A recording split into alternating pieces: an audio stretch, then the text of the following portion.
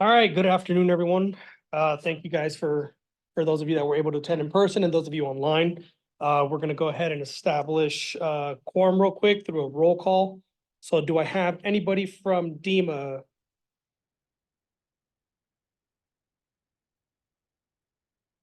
No takers? All right, yes, Kathy Hassett with DEMA here. Awesome, thank you. All right, Department of Homeland Security, Cheryl Bowen or Michael Stidham? Cheryl Kennedy. Thank you. All right, DPS, Captain Tom Neve or Sergeant Henson? Okay. ADOT. Thank you, sir. Should we say that sworn record? Yes. All right, Department of Agriculture.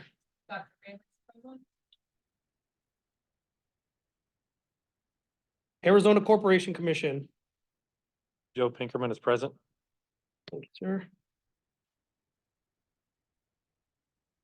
sir. Industrial Commission of Arizona. Bryce Rucker. This is Bryce Rucker. I'm present. Thank you, sir. Department of Forestry and Fire Management. This is Cassie Peters, present. Thank you, sir. State Mine Inspector. All Marsh present. Thank you, sir.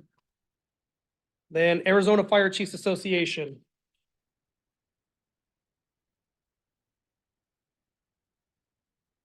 None from them? Okay.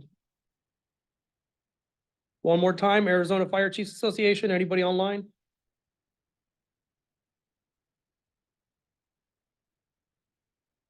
Okay, and then Department of Health.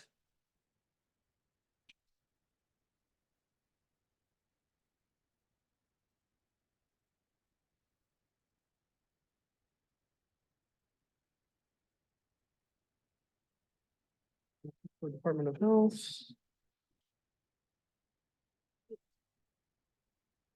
All right, so with that, we have established quorum for the State Emergency Response Commission. With the quorum being established, I'm calling the meeting to order at 1:38 p.m.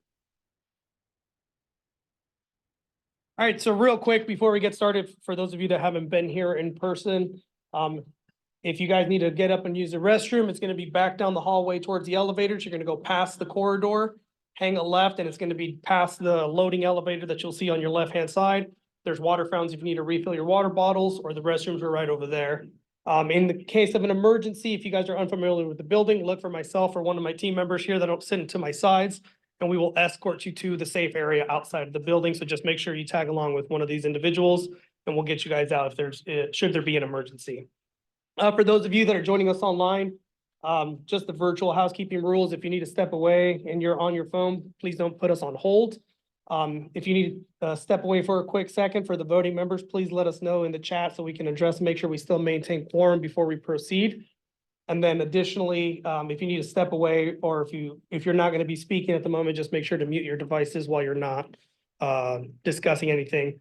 For those of you joining us online, for the commission members as well, as we're taking votes, please make sure to state your name when you're casting your vote. That way we can take record of it and make sure we document it correctly in the meeting minutes.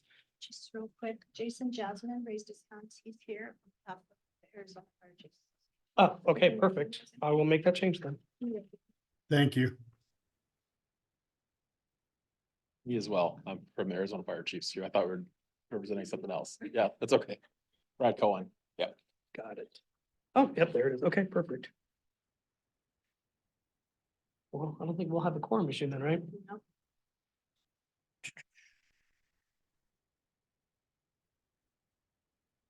All right. And can we just say something else? Sure, go ahead.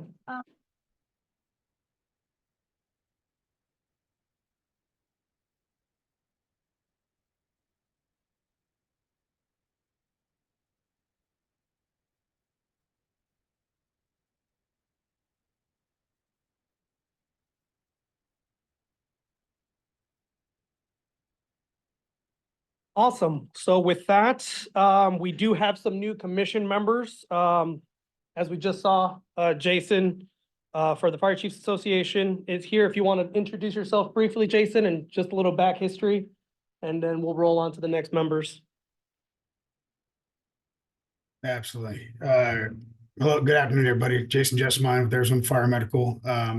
Yeah, I am the current, or I'm division chief and emergency manager with Arizona Fire Medical.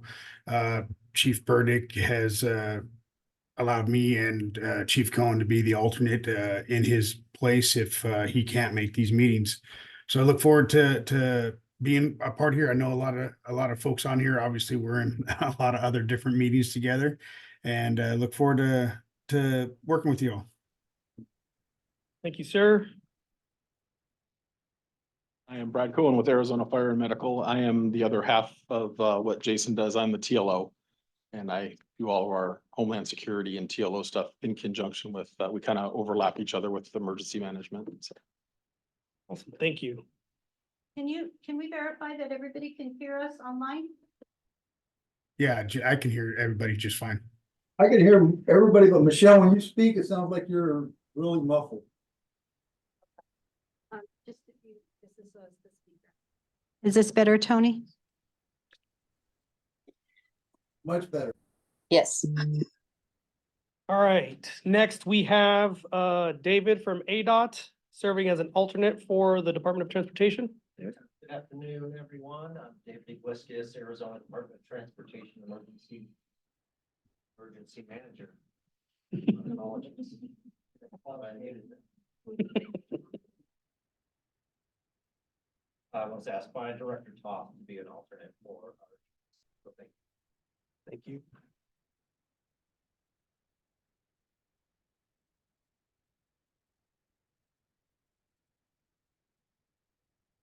I can just notify, just say that we're gonna acknowledge that he's. One other member that we have is Eric Villa with the Arizona Corporation Commission serving as an alternate. Oh, there he is. Okay, so we do have him online. Yeah, good afternoon. My name is Eric Villa. I'm with the Arizona Corporation Commission Office of Pipeline Safety. I'm the program manager. And I'm the alternate for Joe Pinkerman. Awesome. Thank you, sir. All right, so the next item that we have is approval for the AZERC meeting minutes from October 25th, 2023, as well as the special meeting minutes from December 7th, 2023. Do I have a motion to approve the minutes? Or did everyone have a chance to review them? Sorry, I apologize. Do I have a motion to approve the minutes for both the October and the December meetings?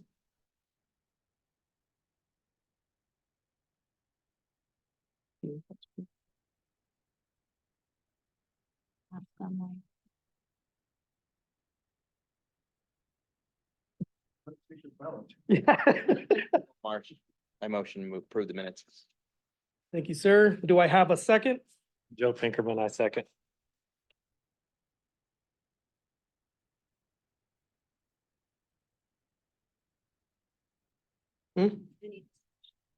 Any discussion?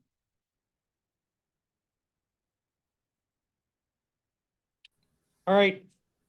Now we're doing the votes. All in favor of approving the meeting minutes from October 25th and December 7th of 2023? All in favor?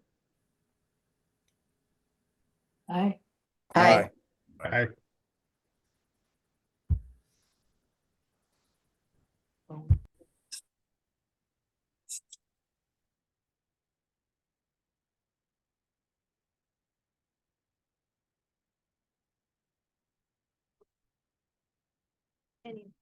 Any opposed, same sign? All right, the motion carries. Thank you. Next, we have the approval of the AZERC executive session meeting minutes from October 25th, 2023. Did everyone get a chance to review them, read them? Yes? All right, do I have a motion to approve the minutes? Marsh, I motion to approve. Thank you, sir. Do I have a second? Joe Pinkerman, I second. Any discussion on these? On these executive session minutes? All in favor? Aye. Aye. Aye. Right. Any opposed, same sign? All right, the motion carries.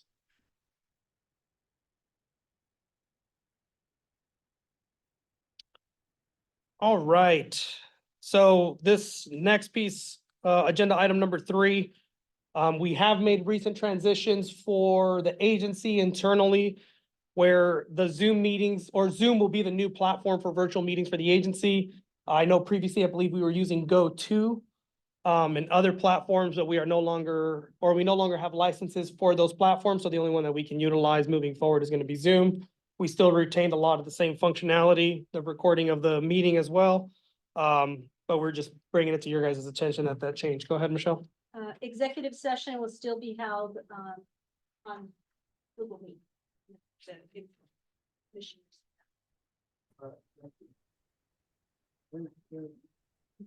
Okay, any questions for item number 3? Any issues? No?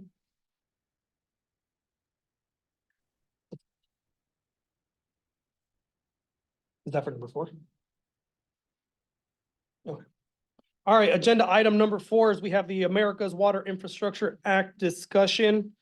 So I know this was brought up in conversation, I believe it was about a year ago, where there are some changes within EPCRA that started encompassing the America's Water Infrastructure Act, which basically means that the commission had to be notified of any type of water emergencies that were going on in the state of Arizona.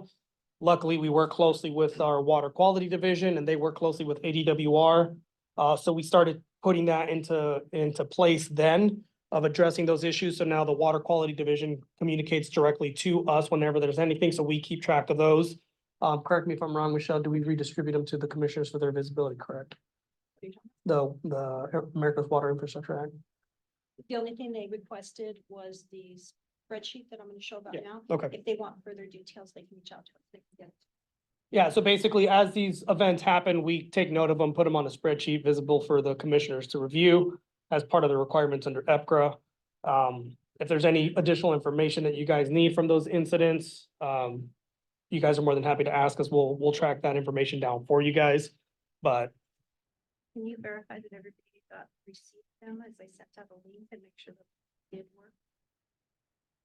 can everyone verify that they received the link for the America's Water Infrastructure Act information sent on behalf of was it the AZERC email that came from? Yeah, from the AZERC email. Yes. Yes. Okay, perfect. Any questions regarding I don't even think you're gonna get from this your presentation. Okay. So Michelle's just gonna bring up a quick snapshot of the spreadsheet for the information that she's referring to, if you guys are unfamiliar. This is what everybody received. Okay. It's published on our website or under the meeting documents. So Okay. Any questions regarding the America's Water Infrastructure Act information?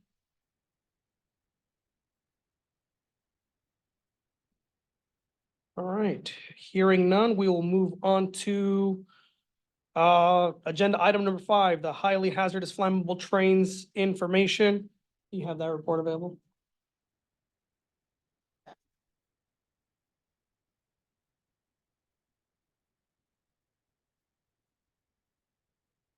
All right, there we go. All the commissioners should have received the information regarding the HHFTs. Basically, when that information is received by the emergency response unit, we send it to the corresponding individuals by that county and that county only. So the information doesn't get distributed to anybody because it is confidential information. It gets distributed to the corresponding responsible folks within that LEPC. And then obviously visible for the commissioners as well. Do I have any questions over the HHFT? All right.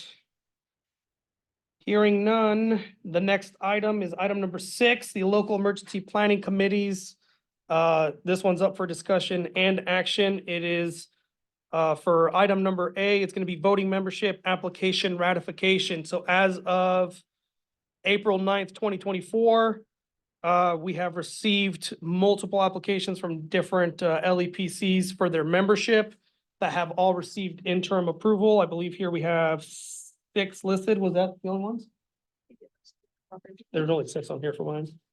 Oh, sorry, no, never mind. My apologies. I can't read today.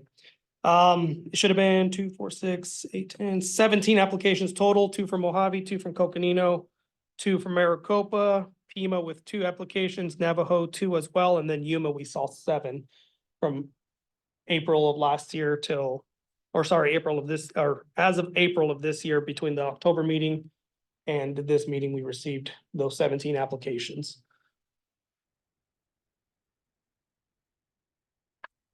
Can I get a motion to approve those applications for those 17 voting members that we received?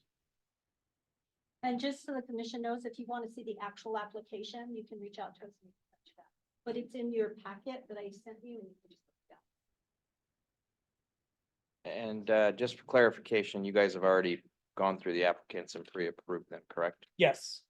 So the interim approval, the team reviews it and then they gets it to me for interim signature per the commission's request. And basically, we just verify that they're meeting the requirements in there, whether it's a member at large or they meet one of the groups. And it's not just random individuals, or if there's any information missing on those applications, we send it back out to that LEPC to have them corrected and resubmit it before we sign for approval. Yeah, so sorry, the motion is to ratify the 17 applications that we received. It's Dr. Bailey, Arizona Department of Agriculture. Just curious on the process by which they're returned or refused and how they are reevaluated, assuming they received additional information So the only, were incomplete. yeah, so the ones that are incomplete, usually it's if they're missing what group they belong to, according to the ARS, whatever the groups that are listed for the LEPC members, if they're missing members from that group, or if there's other information missing on the application gets the general information, the name information, what organization they work for. If any of that information is missing or there isn't certain designations on there, or if they're going to be a primary or alternate voting member for that representative, if they're an alternate, we specify, hey, who are they the alternate for, so we can keep record of it. If any of that information is missing, right now, I believe it's Michelle that's receiving them. We had another individual on the team, but they're no longer with us, but she'll send it to me for my interim signature. If I see that there's something missing, I send it back to her. She communicates with that LEPC. Once they get it corrected, she sends it back. I look at it, make sure all the information is correct. I compare it to the previous one. If everything's good and all the boxes are checked off saying who they are, what organization, what block, or what group they fall under, then from there, I put an interim, approval signature, but at the bottom, it does say that the application is valid for them to become a voting member per that interim signature, pending the ratification from the commission at the next commission meeting. And usually have the date for the upcoming commission meeting on there. Go ahead. Just for clarification, there's 2 that were returned from Coconino County. However, and this is just something that happened with our previous person. So under the staff reviewed and accepted, no date required. When this got returned for whatever reason, then we restart the time, right? And so we would have taken out that return R, because if you look on where it says date received from director, they were approved on 12/5. So it may just have been a glitch, or maybe there was a signature missing, or they didn't identify if they were a primary voting member, whatever the situation was, I don't know on this particular one. But that's why it says that they were approved. They did finally receive interim approval on December 5th. And then we let this LEPC know on December 5th. We email them with the the interim approval. That helps a little bit.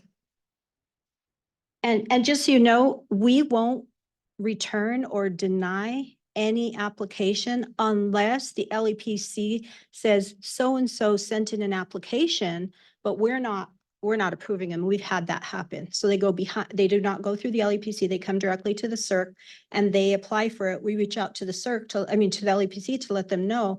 And then that's when they say, no, we're not comfortable with that person being, or that entity being represented on our LEPC. And that's the only time we would deny it, because we're getting information from the LEPC. Sorry, I just want another point of clarification. So two from Coconino County turned them in on the 28th. You returned them, they returned them in by the 30th, which then they were signed. Something minor, okay. Yeah, usually the returns are something minor, either a piece of information missing. A box wasn't checked for what group they belong in, something simple. We haven't had anything major that stands out, but other than what Michelle stated, if someone circumvents the LEPC and tries to submit an application individually, that's when usually we'll notify the LEPC and say, hey, we received this application, where are you tracking? Obviously, because it's, if they're trying to be a member for their LEPC, we want to make sure that they're aware of it. Any other questions regarding the voting membership application ratification for those 17 individuals? No. Yeah. Do I have a motion to ratify the 17 voting membership applications that we received as of April 9th of 2024?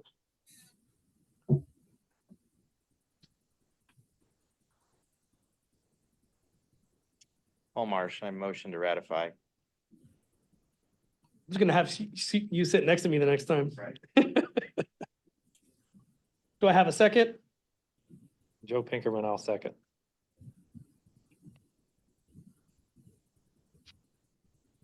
All right. Do I have any further discussion before we put this motion to a vote? All right, all in favor of ratifying the 17 voting membership applications that were received by the emergency response unit? All in favor? Aye. Aye. Aye. Aye. Any opposed, same sign? Alrighty, the motion carries. All right. Agenda item number 7 is the new tier 2 platform update, discussion / action. Dave, did you want to go over that briefly? Just the new platform since it launched. The last discussion we had with him was at the special meeting briefly for the new changes. So just reporting out on how the tier 2 season went with the new platform. So yeah, I was actually just looking at it right now. The new platform has launched. We prioritized all the features so that way the facilities needing to report and within the time frame, we're able to do that within the time frame. We are still working on the other members, LEPCs, FDs, and other members, EPA and CERC members. That we just had a demo this morning, so that those features should be rolled out probably by the end of next week. So it'll be fully functional for all members. But we've had, I was just looking over 3,500 tier 2 reports came in this reporting year. We still have some that are coming in later, but they are still coming in. We didn't have any major production issues with the site. Our IT team, and our ERU team was all hands on deck for the last month of the reporting season to ensure everybody was in compliance. So operations are normal right now with it. It's functional, and we're improving it every day as we speak. So Awesome. Thank you for that, Dave. One thing that I did want to highlight was we had to get some clarification. As you can see, under A2, federal agencies are immune from EPCA related fees. So we ran that through the Attorney General's office as well as our Office of Administrative Counsel. When we received an email from a federal facility that was reporting that said, hey, we're exempt from fees. We ran it through that process, got the clarification, and they confirmed, yes, they are immune from having to pay the EPCA fees under their regulations. Because not every single state collects tier 2 fees. It's left at the discretion of the individual states that are doing the tier 2 reporting if they choose to do so. Arizona being one of those that does. So for any federal facilities in the state of Arizona that are reporting are immune from having to pay the fees associated with it, which is one of the features that we are building into the next year's reporting to make sure that we don't have any issues running into that. And for item A3, Dave touched on it briefly, so we are still working on getting the full access for the CERC members, the remaining LEPC members, additional fire departments. as well as the EPA to have access. One of the standing contingencies with us maintaining our own tier 2 system is that the EPA has to have access to our data so they can go in and review the same information that we're receiving. So we are working on that. We didn't have it built initially because our priority was getting the system up and running to make sure those facilities that had the March 1st deadline to report, that had all their information in the system, and us not causing them to miss that deadline, because that one is a federal deadline for them. Go ahead. Yeah.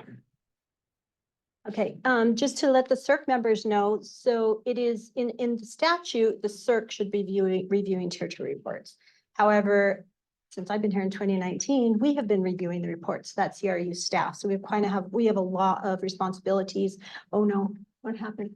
Oh, Hold on, it locked me out, because of course, that's the security feature. Excuse me real quick.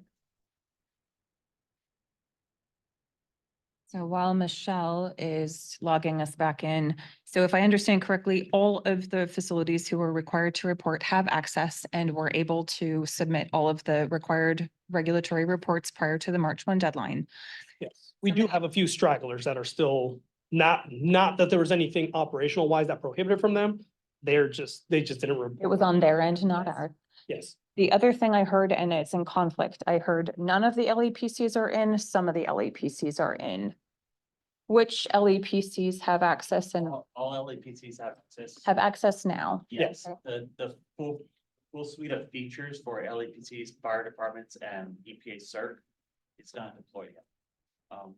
I can give all of CERC members access now. You can view reports. But the full suite of features won't be available probably till end of next week or the following week. And which features specifically are those? Advanced search, where you Okay. can filter and search by chemicals, fire departments, counties. So that'll all be implemented over the next week or two. Okay, I did see some really nice online training documents. Is there going to be training for the LEPCs and CERC members, fire and others on how to use not just the basic system, but some of these advanced features? And when are we anticipating that being available? We were anticipating that at our workshop, but since the features were not developed, I'll be doing a quick once over of the system. Just talking about the system and talking about the features that are coming. I saw the features this morning. They're done. We just have to test it and put it in production. So over the next month, we'll be reaching out to do training with LEPCs, fire departments. This will also coincide with the LEPC meetings. We go to a meeting and we can sit down and do training there. So there will be outreach once we have that suite fully deployed. So that way we can ensure everybody uses it and has full functionality. Because I did see that the LEPC workshop for tomorrow, there was a note or something. So this is not going to be happening at the workshop tomorrow. I will talk about the tier 2 system, but I don't have the full suite of features to show at this point. Okay. And then my last question is that it was mentioned that EPA does or doesn't have full access to see these reports as required. Currently, we haven't given them, so we do have a workaround currently because the features were delayed in development through the IT team. We have a workaround currently that if they request the information, we can provide it to them. But generally, with the previous platform that we had, they had direct access to log in and view the same information that we had. But since this was the first year in the new platform, we didn't have that feature available. So we do have a workaround with them currently, but the hope is that once all the features are said and done, that they'll have access to be able to log and have the same visibility as everybody else. So what I'm hearing, but has not been said, is that there has been no consequences to the March 1 deadline for EPA not having direct access. And were the reports in the old system migrated over for continuity reasons, or is the old system been archived and we're just going forward from the new The one? old system is operational and our facilities are aware that they can still access it and get their reports. Some facility information, addresses, and phone numbers were migrated into the new system to alleviate registration processes. But old reports and data was not. And that is just because there was a lot of data that wasn't quite accurate. reports that weren't, they were old or outdated, so we didn't want to bring any old outdated data into the new system. So what we did in our outreach is we encouraged the facilities to log into the old system, download their reports, and there's a feature in our new MyDQ system where they can upload their old reports under other documents, where they can just upload any documents they choose to keep. So, but everybody still, we still have access to our old system as well as the facilities to access any historical data. Thank you. Yeah, absolutely. So just real quick, thank you. You answered a lot of questions or asked a lot of questions that I was going to provide answers to.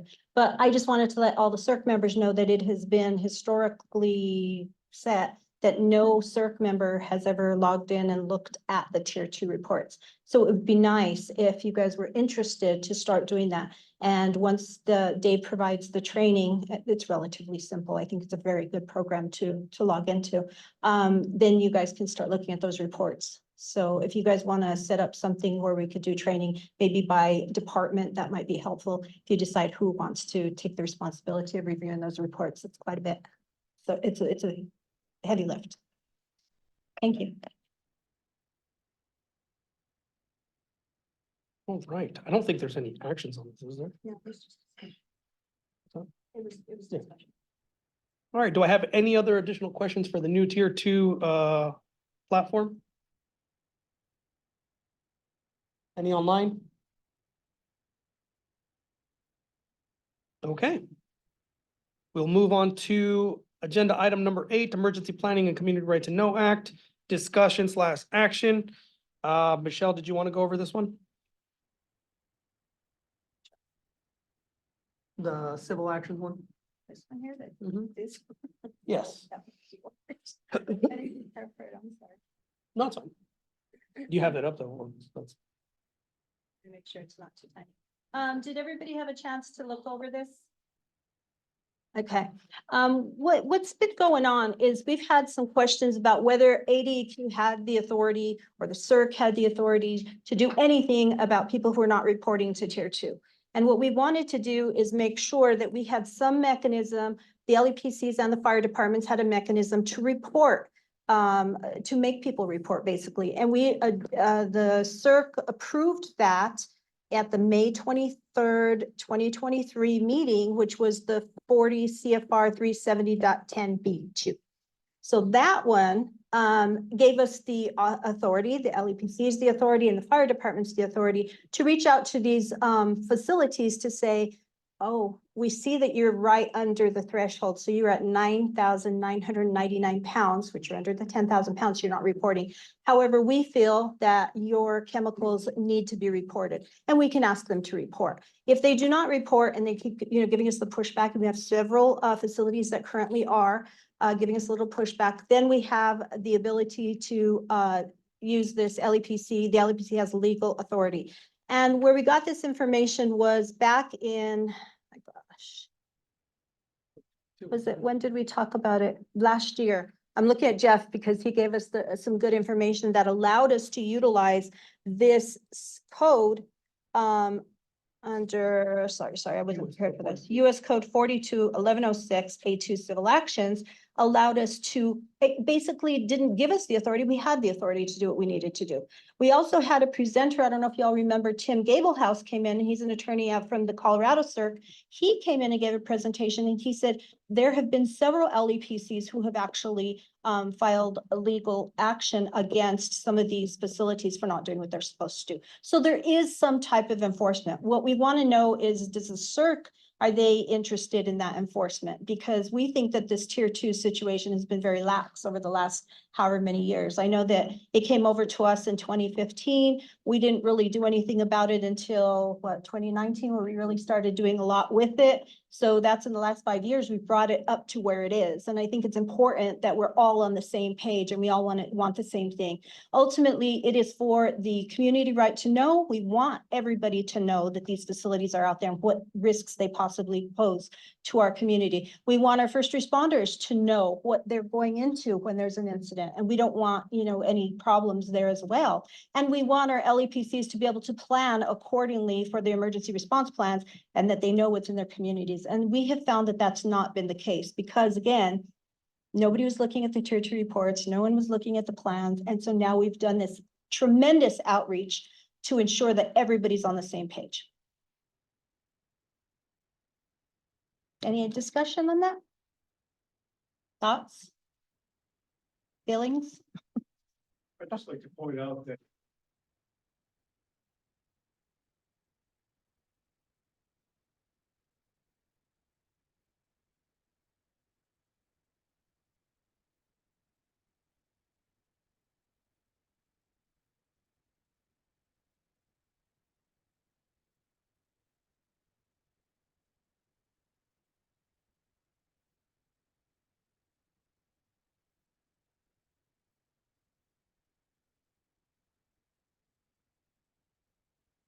And we have a mechanism. Everybody has always said in the past, we don't have any authority. We don't have a mechanism. There's nothing we can do about it. And we actually do. And I think that it's important that we take that action if we have the ability to do it. So there's no action, there's discussion. If there's action that you guys want to take on it to advise the staff on what they need to do. I have a question. If we come across one, do we wait for the next meeting or do we just contact in between meetings? Well, it doesn't need to go through a vote, doesn't need to be discussed in the committee. Or can it just be directed to you and said, hey, I found this location. I think they have more than the record or close to the report, required reporting. How do we go about that? How if we find an issue, where do we go to? How do we do it?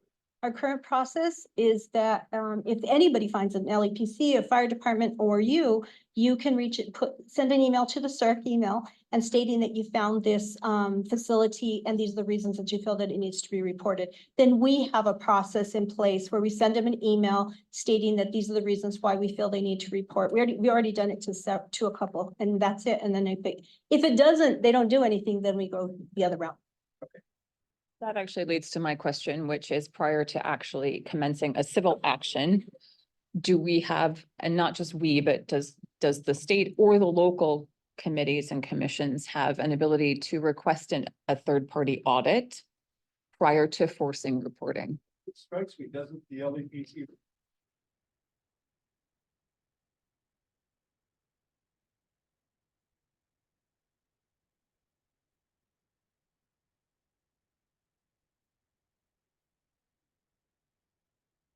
Does it?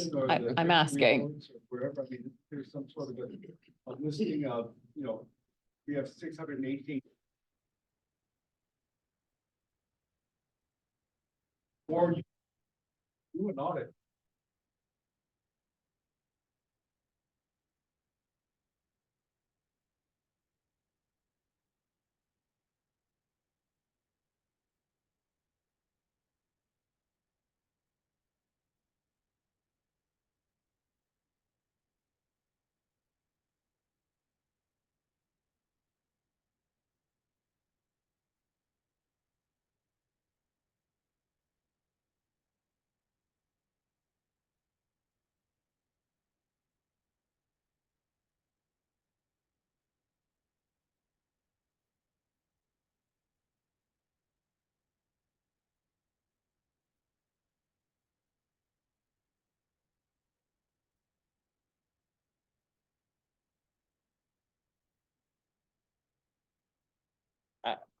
I'm in mining, so I think all the big players are gonna turn in their tier 2 reporting. I'm wondering about the little guys, and that's the ones that typically come up. So I guess it's a two-part question.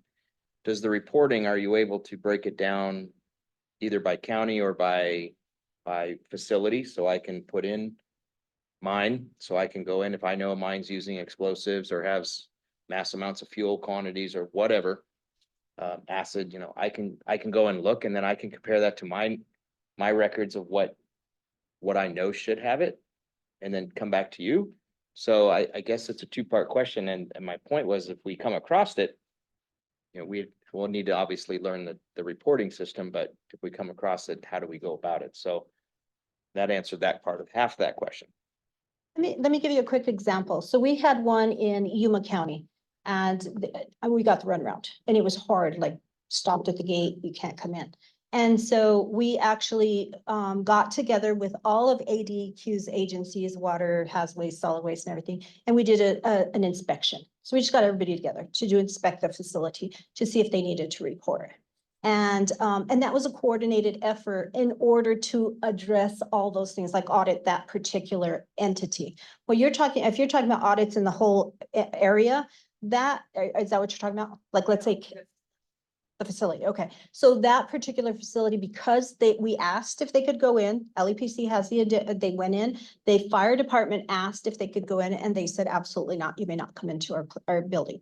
And they do have, the fire marshal can go in, knock on the door and say, you need to let us in. They did not want to do that. So then we brought everybody together and everybody came to their door. That's kind of like overpowering, but they were really antagonistic. They did not, they said no, and they were exempt. We went all the way as far as EPA and asked EPA, can they use this exemption? Which was that they were transporting by train, which they're not, but that's Oil by train. used oil by train. But the cars were parked there, not mobile or Right. made for delivery, so technically they were in storage configuration. So we addressed that and we're working with that one right now, as a matter of fact. The one about the mine, let me tell you, I did have an LEPC member come to us and asked us about a specific mine in Santa Cruz County.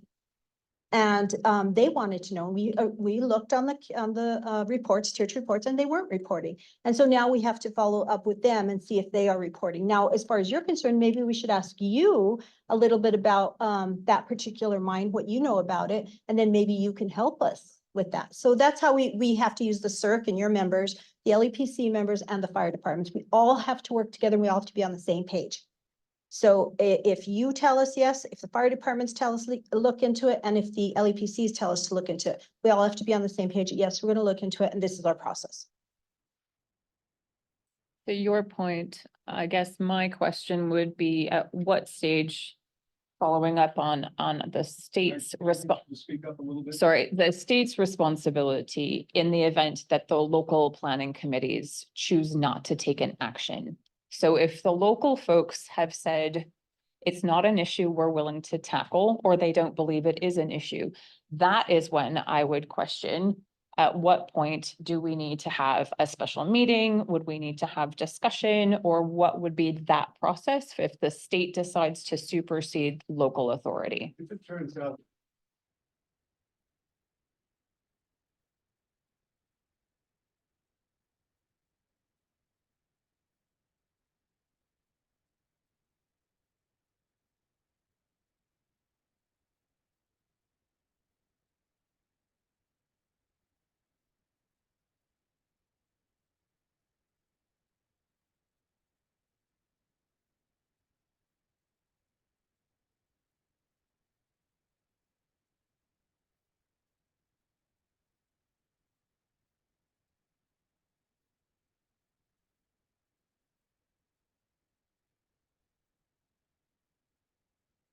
Don't have a choice and, either do this or, we'll have some serious discussions about the nature and structure of your LAPC and commission members or your LAPC members. But that's the way I see it, is that it's very similar to crime reporting everywhere, except it's not a crime, but the system is only as good as its integrity. Any gap in the data is a gap in the data, and it's not that it's making the commission mad, it's that it's handicapping local first responders. I mean, that's what I see as the damage caused by an incomplete information. So, however, if the commission gets the information, then what I would say is if information comes up and the commission thinks it's important, discuss it and make a referral. If information comes up and the commission looks at it and says, well, it's not really a big deal for us. I mean, we look at all these different things and we have enforcement discretion and other discretion because we don't have infinite resources. You can table, you can move on and so forth. It's the commission's choice.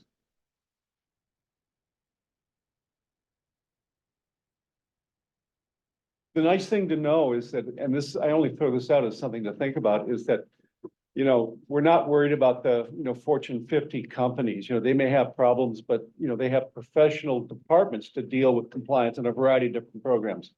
Where you always hear the sob stories is mom and dad business running into a, you know, violation. And if we have to go to court, it's in federal court, it's not in state court. But it's not like there's civil penalties assessed, you know, it's not like we're looking to gain $25,000 per day for a violation. And all we're looking for is an order from the court that you shall comply and report. If they fail to do that, then the court can assess whatever it wants to, you know, for a contempt of court. But that's a different issue altogether.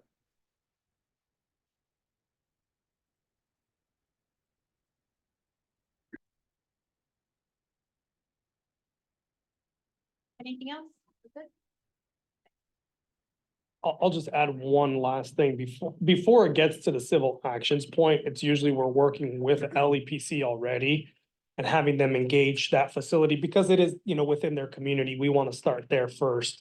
Usually it's going to take some time and some escalation before it gets to that civil actions level. So we did have an additional facility in Yuma that they were trying to expand to a special haz waste transportation permit that the way the facility was coded at the time, it allowed it for what it was doing, but the amount of waste that they were gonna be bringing in from out of state would have put a strain on the local resources to respond should they have an incident. So in attendance of the LEPC meeting, they brought it to my attention. I said, okay, you know, I was like, I think this sounds like a house waste issue. I ran it up. Well, one of the contingencies under the permits issued by ADEQ is that they should be allowing local resources to gain entry to the facility, understand what's there, and be able to plan accordingly or identify, hey, we're not gonna have the resources to take care of something should something go sideways at this facility. Well, that facility had issued a letter to the fire departments inviting them to come on for a site visit, and they failed to do so.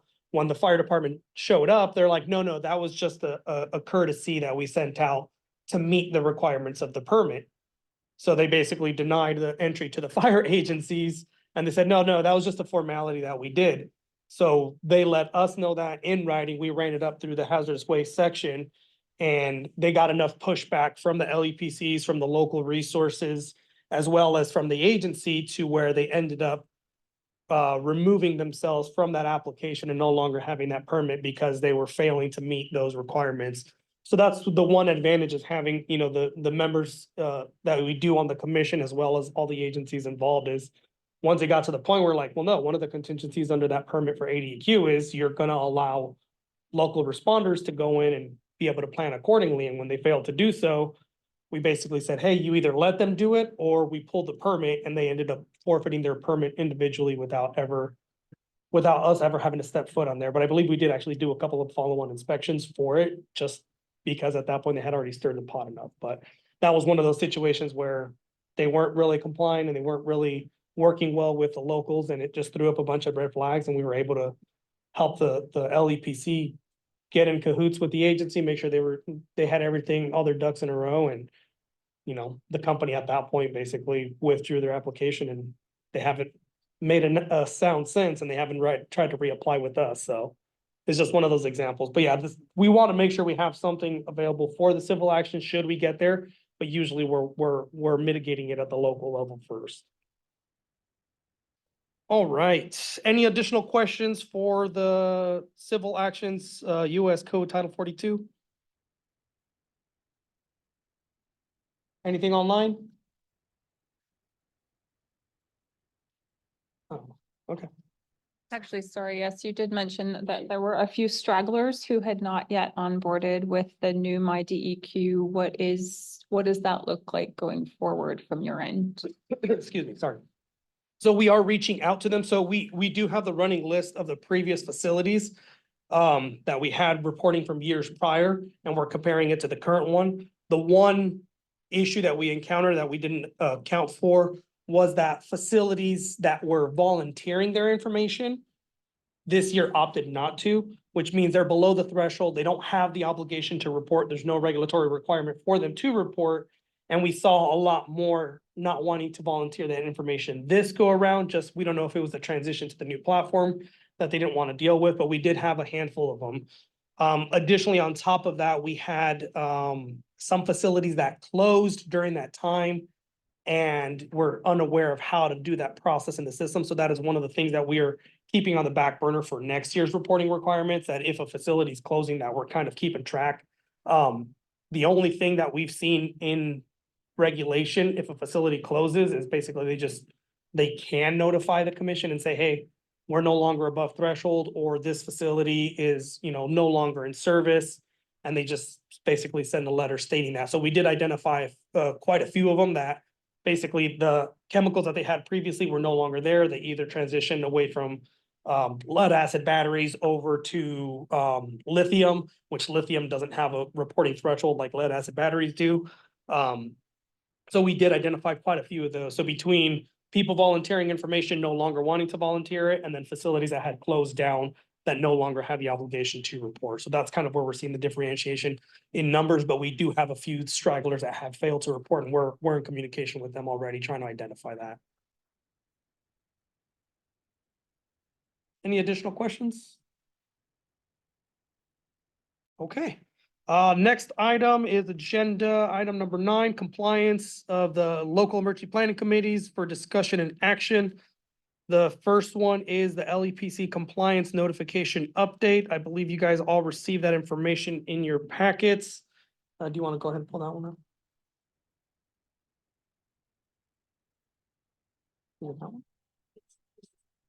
Oh, geez. Okay. Yes. This is just how we go. My goodness.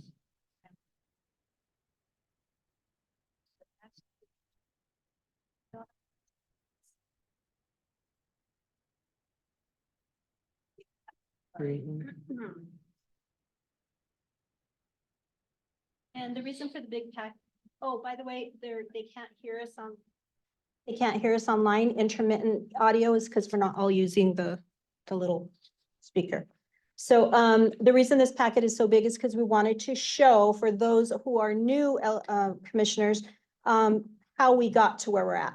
How did all of these processes come into play? And so since 2019, the commission started putting processes into play. They asked us to tell us how you can do it. We presented it to them. The commission agreed to it. They voted on it, and then we have been implementing it since. And so that's why this information is there. I don't know where you want to start with the letter. The original letter. Compliance letter. Yes. There you go. So the letter that's on the screen is the letter that was put together and approved and reviewed by the commission on the special meeting on December 7th of 2023. This was where the verbiage was reviewed by the commission and approved and sent out that following morning, I believe it was. This is December 8th. It basically highlights the information that we had received over the timeline regarding the information that we were no longer receiving from, I believe this one is Coconino County specifically. The follow-on letter is for Pima County. And it's basically the things that we identified from the communication prior to, from when the commission had put forth processes previously of what they wanted the AZERC staff to do, collect the information, the timelines, all of that. So we put that information in there. This was roughly about 2 years of information that we built up putting into these letters. I believe, was it May of 2023? Where it was first brought up for. Yes, so at the May 2023 commission meeting, we brought this information forth that we were having some issues with information not being received in a timely manner according to the process that the commission was seeking. So these letters, are they both letters together or are they separate? No, because they're 2 separate items. Okay. So these letters were sent out on December 8th, following the special meeting of December 7th. And then likewise, we did the same thing for Pima County. And then 30 days after those letters were sent out, we sent a follow-on email regarding the information for those letters. We did not receive any response back from either county at that time. What was the date? No, that was a 90-day one, wasn't it? I don't know. The 30-day email. So there was an email sent out 30 days after the original deadline. So it was, I believe, January 7th or January 8th, roughly. Yeah, that was the 90-day one. So I think we didn't capture that email, or 60-day. No, that is 90 days. Yeah. So 60 days after the initial notification, or 30 days after the letter. So total it was 90 days that we allotted. Basically, we did not receive any information back for any information, whether it was going to be corrected. I believe with Pima County, we did attend their LEPC. I believe, I forgot what date it was in January, and they had some additional questions. I was unable to give them any clarity as they were seeking information from the Attorney General's office. So we said, we'll take those questions and we'll field them through the Attorney General's office for whatever they needed clarification on. I believe their letter is in there as well. And then on March 7th, that's what the email that you see there, that was basically 90 days following up from the initial notification that was sent out on December 8th. Again, not receiving any information back afterwards. This email right here, we do have, or that's not the one. Keep going.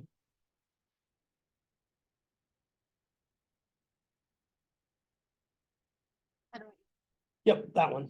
So we did receive this letter from Sam Beckett with Coconino County a few days after that 90-day follow-up, stating that they were going to be here to speak to the commission for clarification on that compliance letter that was issued on December 7th. For Pima County, I don't believe we did receive a letter back, but I don't believe they were trying to be in attendance of the commission meeting. They're here, but they didn't ask. They didn't ask to be on the agenda, but Coconino County did put that request in, and that's why you guys see item 9B. So on item A1 and A2 under agenda item 9, is there any additional discussion or questions that the commissioners have prior to us moving to B?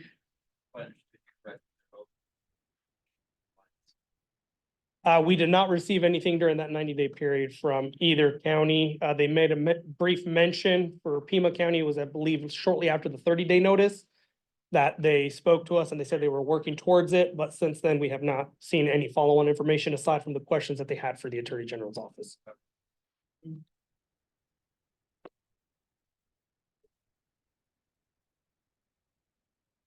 Yeah. Do you want to just have open you to do the presentation, or do you want to do That's discussion fine. first? Well, I mean, I'm giving the commissioners their time to, if they have any additional questions prior to moving to item B. I guess, yeah, I'd rather just hear from the counties Okay, before I have any questions. Mr. Beckett? Good afternoon, Commissioners. Sam Beckett, I serve as the Coconino County LEPC Chair. I want to thank you all for taking the time to give us some time here on your agenda. I know it's usually pretty packed. I've gone back and reviewed all of your previous meetings extensively. And many of them I've missed. I'll commit to being better moving forward. My biggest concern is I wanted to be here to represent in person because I believe all of this is coming back to a couple key items. What's the one thing that happens after every incident? Top issue, communication. I think that's what we're seeing here. There's some communication breakdowns, there's some communication issues. I want to rectify those. And I wanted to come here in person to show you that we are committed to that. In no way do we ever plan on not adhering to any state statutes, codes, and anything that this commission deems necessary for us to do. We also know that every single committee across the state has to do it a little bit differently to work best for their teams. Now, we've tried to go down the path and make sure we're communicating and follow as close and adhere to the guidance and the statutes and make sure that we provide the best possible meetings moving forward for not only the safety of our first responders, but our community. And that's first and foremost. So I wanted to start with that. What I'm going to take us through today is the 5 action items. I'm going to walk through that. I printed everything. Don't tell my sustainability team and flag staff, but I did print everything. I wanted to make sure that we all had it. But I wanted to walk through this. I do feel that it wasn't fair that I wasn't here to represent while the accusations were made. And I say that because we're gonna go through this and we're gonna see that it has come back down to communication breakdowns. So I want to start with number one, adhere to ARS 49-124B requirements. In my eyes, we have done everything we can to meet those requirements. So I didn't even draft a response for that. Where we get into it is number two, providing the meeting minutes. Coconino County, I'd like to say, has been pretty progressive in this. We actually have a website. You can go to our website. All of our meeting minutes have been posted on that website. It's been up and active for over 3 years now. If anybody has any questions on those, please let us know. I will note that in one of the meeting minutes on April 19th, 2023, it is accurate that we did not have the quorum listed on the agenda item. We will update that. I did bring my hard copy of notes of who was in attendance for quorum that day. So I'll make sure that those go to whoever they need to go to for review. But again, all of our meetings go on there. We try to be very transparent with that. And I thought it was a really great move with Coconino County partnering with us to help use their platform to post all of that, to make sure that we get that information out there. And I don't know if everybody has that ability to do that, but I feel like we've moved in a very progressive way in that manner. Action item number 3, in accordance to ARS 49-125B, submit emergency response plan. Review ensuring adherence to the checklist. This one really confused me. This email string went back and forth, starting with Mr. David Varela on September 28th, 2022. We were given an extension in written form. The one thing I've learned is in my 20+ years in government, if you didn't write it, it didn't happen, right? So I printed that email out. David gave us not only an extension, so we can make sure that our response plan aligned with the county's new emergency operation plan. So we did bring, Coconino County brought in a contractor to help write a new plan. It is a very beautiful, very extensive plan. It aligns not only with the state's emergency operation plan, but with the federal guidance. So we wanted to make sure that that trickled not all the way down through to the local LEPCs. So all of our planning documents are aligned and they look the exact same. On March 17th of 2023, Mr. Varela not only gave us confirmation of the plan, but gave us our checklist signed and approved, saying we met all the minimum requirements, qualifications for that plan. Why it was never presented to the AZSERC, I couldn't tell you, and I apologize. I never followed up on that. So Archangel, I think that's one of those things. It's a communication breakdown. Honestly, I've gone back. I don't have a single communication from you in any form since I've taken chair, and I want to fix that. I think that's something you and I have to fix. We have to be better at it. Michelle sends me all sorts of stuff. And I thank you for that, but I think you and I, that's the ticket. As a chair of an LEPC, if you and I don't have good communication, we're just wasting everybody's time here. And these issues are non-issues, and they're just honestly communication breakdowns. So let's work on beefing that up. I did print the plan. I did print the email, and I did print the checklist confirmation. So that way everybody has that. Number 4, on the submitting of voting memberships and applications who are to be considered for LEPC memberships. GPS signal lost. Wasn't me. Apologize. Apparently I'm lost. This is one of those items that, yeah, we agree with. You can see we had some on here today. The process is the process. I will note that sometimes even I get mixed up on stuff or we get wires crossed, and I apologize if that's what's happened. I think mainly the communication hasn't been necessarily with the AZSERC. It really hasn't been. That's where I need to beef up my communication with this commission as an LEPC chair, but with the ERU staff to make sure that I'm communicating with them. They understand what needs to happen, what we're trying to do, and make sure we all have the right stuff. What I will say is I know there's been a ton of communications with the previous information coordinator with the LEPC, Director Tim Carter with Coconino County, the deputy director, but there hasn't been nearly as much communication with me as the chair. And I'd love to change that moving forward. There's a lot of these conversations I think could have been mitigated had the chair been involved in the conversations. And I think that'll change a lot of this moving forward. So I hope we can enhance those communications. This is one of them right here, the voting memberships. It is what it is. As we get them in, we approve them as the LEPC. Then they get ratified here. In my eyes, in my 20 years of government, a ratification is a post-action action. unless so maybe we change the verbiage on that. I think there is some confusion from the local LEPCs when they approve a voting member, that's approval. A ratification of that is simply a post-action movement. So unless I'm reading that wrong or my understanding is way off, that's fine, but otherwise, we've always just assumed until we get the confirmation back from you all, they're kind of in limbo. I have all the information on that and our voting rosters as we go through this. The other piece of this here was the voting memberships or the actual quorum piece. So as we go through the quorum, it was kind of funny, in the packet that was sent to me, you can actually see the miscalculation. I'm guessing it was an administrative or clerical error on whoever's side on this side. It's not my voting roster for the LEPC. I thought there was some really good conversation on this in December. There were some good questions and some good comments of, yeah, if our voting roster looks a little bit different than maybe the one Michelle's using, so be it. I think the only thing that looks different on ours is that it's in color. So we're kind of simple. I know I'm kind of simple. So for me, what I did is I highlighted each group in color. So that way, when we're going through our quorum at the beginning of each meeting, we can highlight it, get through it quick, check it off. While in the letter, it states that we have 13 for quorum. That is inaccurate. We have 9 for quorum. So, and if you look at our org chart that's submitted in there and you count all of the primary voting members, there's only 9. So it's kind of funny, in the letter, you can actually see the difference in the quorum numbers. So I apologize for that. Clearly, this comes back to communication, right? Us not making sure we're all communicating with each other. We have on the voting roster that was sent to us, we have alternate members counted as primary voting members. And I just want to make sure we're clear that that's not how we set it up. The other piece of this here, I think we're on the next page.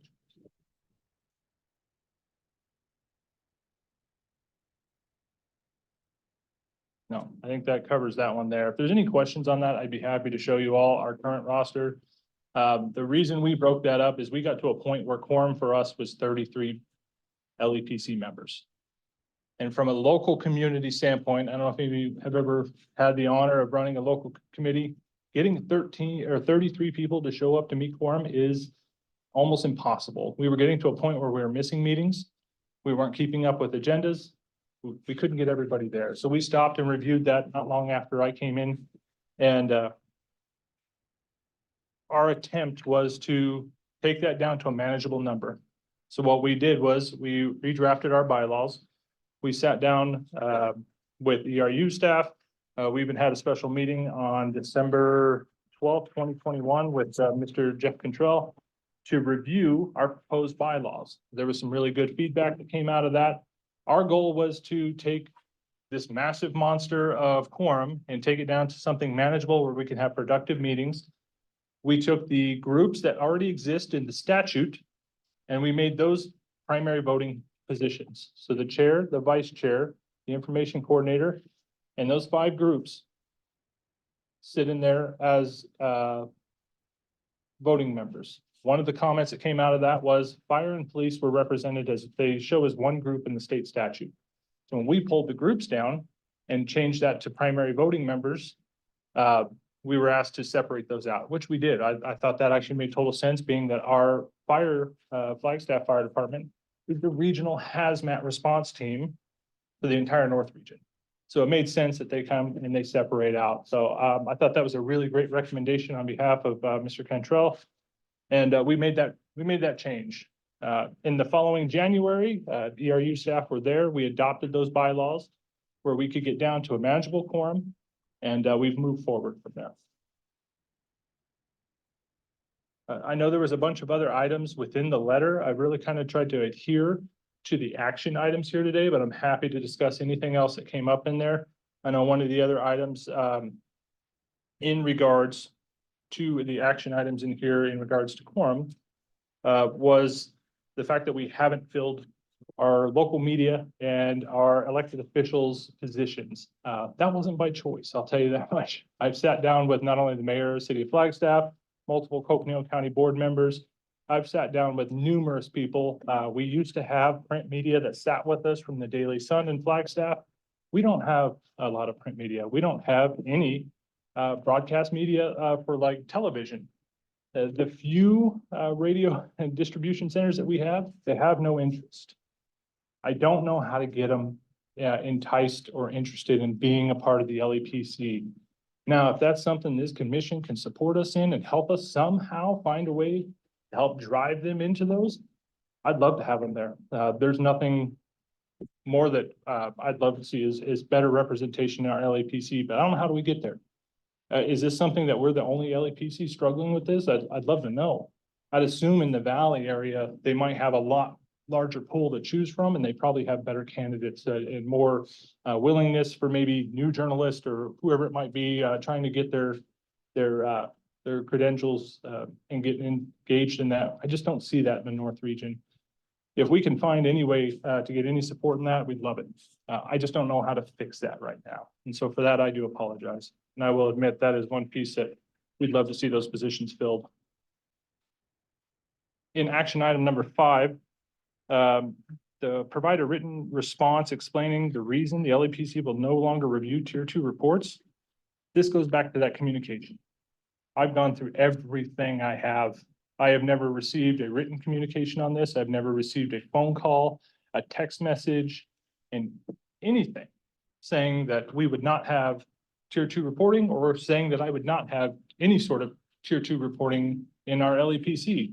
What would we be doing if we didn't do tier 2? I don't understand that. So whatever conversation happened there, and it sounds like, and I did have an offline conversation with Deputy Director Carter here, is maybe there was a conversation between he and Michelle. I was not a part of that conversation. What I will ask is that moving forward, all ERU staff, if you have anything that you'd like to communicate with our LEPC, I'd be involved. Not for any sort of power trip at all. It's at the end of the day, it sits on my shoulders, which luckily are fairly large, to carry. So let me support that process, but let's run it through that proper channel, through those chains of communication. And I think we just mitigate a bunch of this. And I think the more people we bring into any conversation, the more diverse that conversation gets and the better outcomes we have. So if I could ask that from all of our ERU staff, I think that would be fantastic. Other than that, these items, I printed everything in documentation to ensure that everybody had that. Anything that we've done along the way, there have been some pieces that we've attempted and we've had good support in saying, hey, no, that doesn't work. You have to make this change. We made those changes and we kept going. If there's any questions on that, I'd be more than happy to answer them. And again, I apologize that we've come to this point where we've eaten up even more of everybody's time on something that's kind of, in my eyes, been a non-issue. However, I think this is really beneficial. I started thinking, we should almost have quarterly report outs from every LEPC at this commission. At some point, however we can do that. I'd love to come down here once a quarter and tell you what we're trying to do as an LEPC. I've been the chair for over 3 years. I've never once been here in person, and I won't let that happen again as long as I'm sitting in this role. So I apologize. We do want to move forward. I do know that West Easton has been, extremely supportive through this entire process. Coconino County Emergency Management really is the backbone of our commission. I know that Wes would like to make a few comments on behalf of the LEPC, if possible, if the commission allows it. Okay, well, thank you. First, I'll roll over to Tim Carter. I think it's really important that the foundation of what Sam is saying is very well established here. The communication issues that he spoke of are very real. But communication is a two-way sword. And by that, I say, we're going to provide you with email after email after email today that in large clarify the points brought out in this letter and in large contradict points brought out in this letter very clearly. When Sam mentioned no communications from Archangel to the chair of our LEPC, not one. That's true.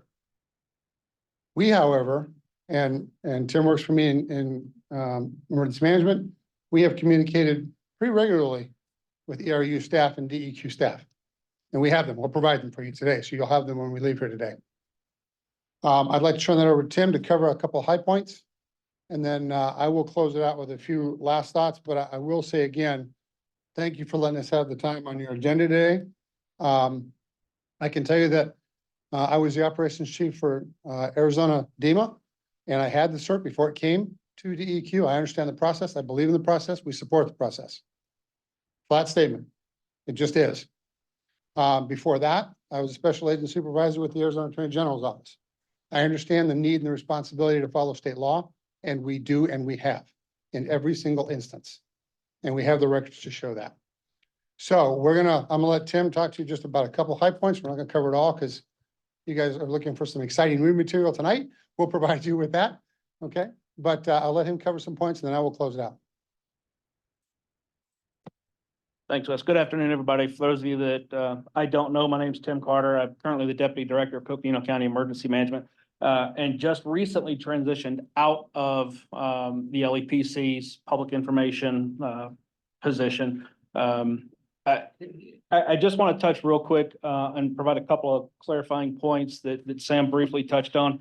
But first, I want to recognize this is something that I think I can speak for Coconino County and our LEPC that clearly we take seriously, as evident that 5 of us are here.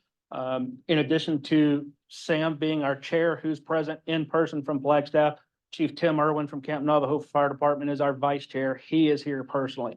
Kelsey Nielsen is our current LEPC information officer. She is here personally. Every elected body from our LEPC is here as kind of a show of how seriously we're taking these allegations. Sam mentioned all of our meeting minutes and agendas and bylaws and public meeting postings and everything are all on our website. coconino.az.gov/LEPC. That said, there are a couple of minutes that are not posted. That's my fault. Life gets busy. Emergency management, everybody's got 1,001 jobs in about 10 minutes to do it. I noticed those were not posted on there. The date we received the letter from AZSERC and in the interest of complete and utter transparency, didn't want to go in and try to fix it really quick. So I've left it off. That will be corrected when we get home tonight or tomorrow, depending on how fast we drive. To go back to very quickly on the voting applications that we submitted that you guys ratified earlier today. I had emailed those applications down to Camille, and just to give you some clarity, we sent 4 applications. 2 were actually for Kelsey and Chief Irwin. The other 2 were for 2 new members that we voted into our LEPC. They are not based on our representative style that we have set up. They are not voting members, either primary or alternate. We had them fill out an application anyway, sent them down. And in that discussion back and forth with Camille, when they said that, emails were sent back, applications were returned. The 2 people that are not in voting positions, AZSERC said, hey, if they're not voting, we don't need them. Thanks anyway. And that's fine. It's kind of a learning opportunity for us. So I believe, unless there's something else, that was the only quirkiness with that one. Can I, just to tie into what he's saying, so we've been trying to get everybody who wants to attend our LEPC to fill out the application. One, it makes people feel engaged and involved, whether it comes here for ratification or not. We still ask them to fill out the application, and when they get done, they kind of have a little smile and go, oh, cool, I'm going to be a part of this. Otherwise, it's just, oh yeah, I showed up one time to that thing and they had donuts or tacos. And that was twice, but yeah. I've tried to commit to our LEPC that I would always have food available. Being that we have no money, I work really hard to get donations or pay for it myself, so that way it's meaningful when they show up. But my goal has been to get everybody to fill out an application, whether they are a voting member or not. We just feel it increases that engagement. I just wanted to tie on to what Tim said. The last thing I'll say, and again, I'm not on the LEPC board anymore, so you can take my thoughts and opinions for what they are. I've got to be 100% honest, and I will say that you will always know where you stand with me. And right now, I'm not very excited when I read a letter that said Coconino County is not inclined to do anything. That is 100% patently false, incorrect, and I will call it a lie. We have documentation that shows completely the opposite. Mr. Varela and I will back up. So this instance is we have, we're not inclined to provide further notification of LEPC membership applications. Here's the proof that says otherwise. Our other issue is about our plan. Again, Sam mentioned, we didn't know the October meeting was happening. We didn't know we were going to be a topic of conversation down here, because we would have loved to have had this off in the fall. Statements were made to the effect in October that Coconino County had no desire to work with AZERC or to work with this entity to provide any plan updates whatsoever. False. Here's emails going back and forth where David and I had great conversations back and forth. He was extremely helpful as we sat down and worked through our plan alongside the county's EOP to make sure all of our plans were in concert and meshed with each other, all the way up to an email in March 23rd where he responded back saying that this would be, the next AZERC meeting will be held May 30th. You and other LEPC members will get an invitation, and we are going to put the plan on that agenda. So I take exceptional offense to questioning my integrity and the integrity of my county and my LEPC by saying we didn't do anything. And not only did we not do it, we refused to do it. The word that I get when I think, or when I talk to any other counties about AZERC and working with the state and DEQ, adversarial. I don't want you to consider anything that I say that I don't have evidence for. But I can tell you right now, I have had people that we have approached to serve on our LEPC. They say no. We ask why. They do not want to work with this state group because of the state staff that this commission gets their information from. Will not do it. That has been going on long before I started working in emergency management. And when I got involved with the LEPC, everything I heard was, get ready, buckle up. Instead of support and coordination, it's always trying to find gotcha moments, always trying to find ways that the counties are screwing up, trying to make the counties do things that we have questions about, we don't have any information about, and then basically calling us out when we don't do it. I can go on for a little while, but I think they get your point, Tim, and believe it or not, Tim's pretty passionate about this. And rightfully so. And Archangel and Michelle, I challenge you to go back and review your comments in October, in December. And I'd love to have those conversations before we get to that point again. I just don't see the need for it. I really don't. And at the end of the day, all this is communication. I think the commission here, listening to the questions that came out of this commission, they were phenomenal. Commissioners, keep doing what you're doing. You're asking the right questions. You're pushing in the right direction. Keep doing what you're doing. All right, but I don't know why there's a disconnect with the ERU staff. I want to fix that. I don't want to say, I don't want to create animosity here. I don't want this to be a defensive conversation. I want it to be open. I want to call it as it is. Let's fix that. Especially you and I, Archangel. I think we have to fix that. And then we don't waste everybody's time here. However, I think this is a really good learning moment. If we want to take it as a learning moment for all of our LEPCs, I've done my best to reach out to other LEPCs. I will note the contact list for LEPCs on the website is about 4 years old. And so not everybody was in. Yeah, okay, no worries. I assume you guys are working on that. But as we work through that, let's find a way to enhance communications. And I'd love to find a way to increase engagement with local LEPCs here with this commission, if possible. I get it. I work with 26 different commissions that all answer to my elected body in the city of Flagstaff. It's a nightmare to work with all the commissions and try and get everything coordinated. But you're only as good as your liaison. And I always tell our commissions that, she knows what I'm talking about. We just went through the course together. So let's find a way to enhance that, build on it. I thank you for the time today. I know there was a lot of conversation, a lot of items brought up. Happy to answer any questions. Unless there's anything else from my team here, I really thank everybody for coming down. Mr. Deason would like to close out. I do have a question right off the bat, and I think it goes to Sam's point. Who is the point of contact with AZSERC for the LEPCs?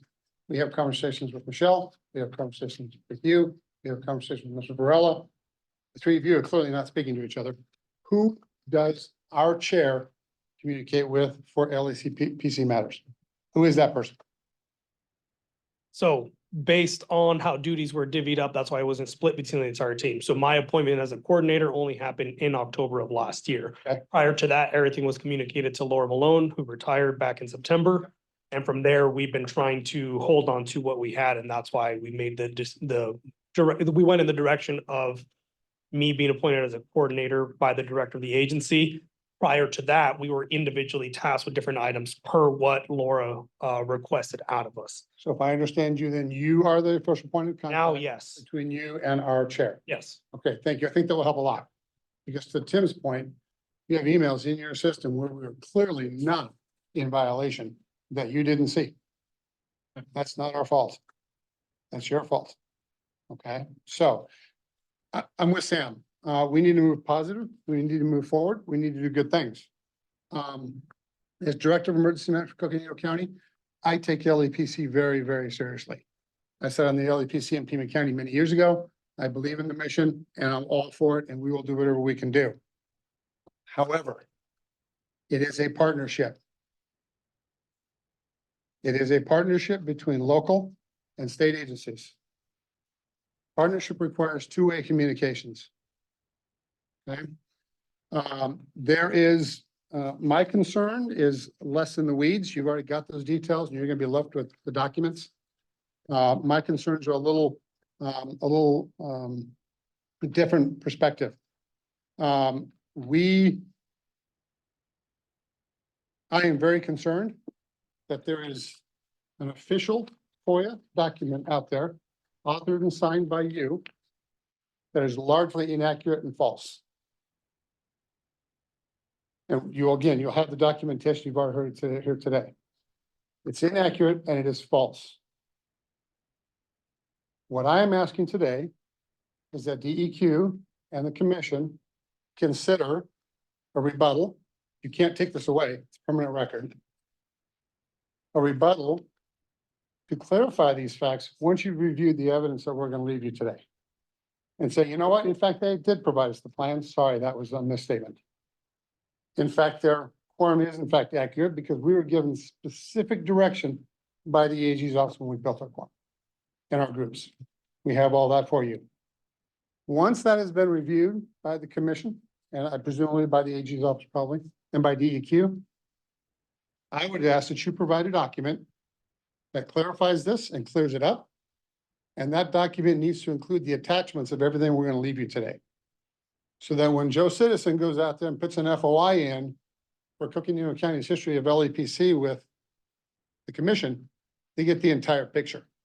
Because if they get this picture, there will be other conversations going on. And the conversations none of us want to have happen. Okay, so that's what would be our first ask. Our second ask would be some level of oversight or some level of review on your behalf before you issue a letter of this threatening nature and this unflattering nature. I don't know how many people reviewed this. I don't know if the commission all reviewed it entirely. The important part was the information the commission was given before the review, which clearly was not accurate. So the commission, I understand, busy people, they reviewed it. They assumed that what you said was accurate when in fact it wasn't. So they endorsed it. Whatever process has to occur to make that occur, to make that happen. If you're going to issue a letter like this, at least to Coconino County, and I'll speak for myself. If you're going to issue a letter like this, to Coconino County, please have your facts straight. Please provide all the facts to the commission members so that they can review them before the letter is sent out. Because this one is grossly inaccurate. We've made mistakes. We completely acknowledge that. We do the very best we can. We're a small community. You know, we don't do this full time. Sam works probably 18 hours a day at his regular job. I know I work 18 hours a day at my regular job. I know Tim and Kelsey work 18 hours a day at their regular job. I know that because we sit in the same room together every day. So we do make mistakes, but we try to do it correct. So those are really, I think the things that are important to get stated here, and put on the record. We would appreciate consideration of those two asks. A document, a letter to our LEPC that corrects this with the evidence and some oversight process to make sure the commission members are fully educated when they're making moves. And just as a matter of point, commission members ratified new members today, I think 17. And they haven't all seen the applications. So they're not approving anything, they're ratifying. There's a big difference. I think there's a legal difference, right? Your agenda says ratified, use the word approved. Which is it? We need to get those types of things straight. I point that out not as an adversarial point, just as a point that if we're all gonna do this as legally as we possibly can, we all need to do it as legally as we possibly can. It's a two-way street and something we want to do. My last point will be, I don't know what agenda you're working off of, but the agenda numbers that you're using are not the same as today, so I don't know that your votes were all correct. I think you voted on agenda items that are not correct. That's all I have. Thank you. And again, I appreciate the commission members here, commission members online, many of whom I know. I've worked with many of them for a long time. Dima is online. I know they're here. I've had some conversations with Director Levine and really appreciate you guys' time. Last point, Coconino County does everything we can to make it and do it right. Assumptions that we're doing wrong is the wrong approach. Thank you. Yeah, I think I'm gonna close it out there. I think, from my comments, I will hand it back over to Tim one last time if the commission, deems it okay. But I thank you for hearing us out today. I would just, my final comment would be an invitation that if the commission wants to get out of the valley, especially with summer coming up, you know, and you want to see what LEPCs are doing in the communities, if you guys want to host a northern meeting and move this up for one meeting up to Flagstaff, we will gladly host. We will, I'll let you guys pick donuts or tacos. We'll provide either one, or both, depending on the summer. So, you know, if that's something that you're interested in doing, I know we've made that ask for DEMA, to host some all statewide meetings in the northern region as well. We're more than happy to host you guys. So thank you for everything.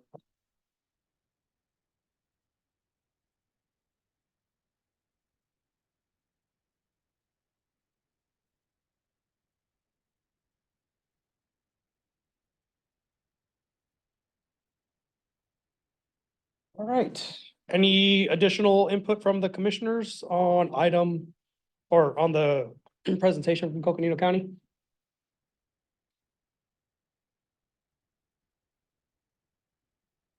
So I have one follow-up question. Well, I have a comment and a follow-up question. And the comment is I can't get people to show up or volunteer anymore either. So if you guys do figure that piece out, let me know. I think this current generation just doesn't know how to roll up their sleeves and stand up for their community. So I commiserate.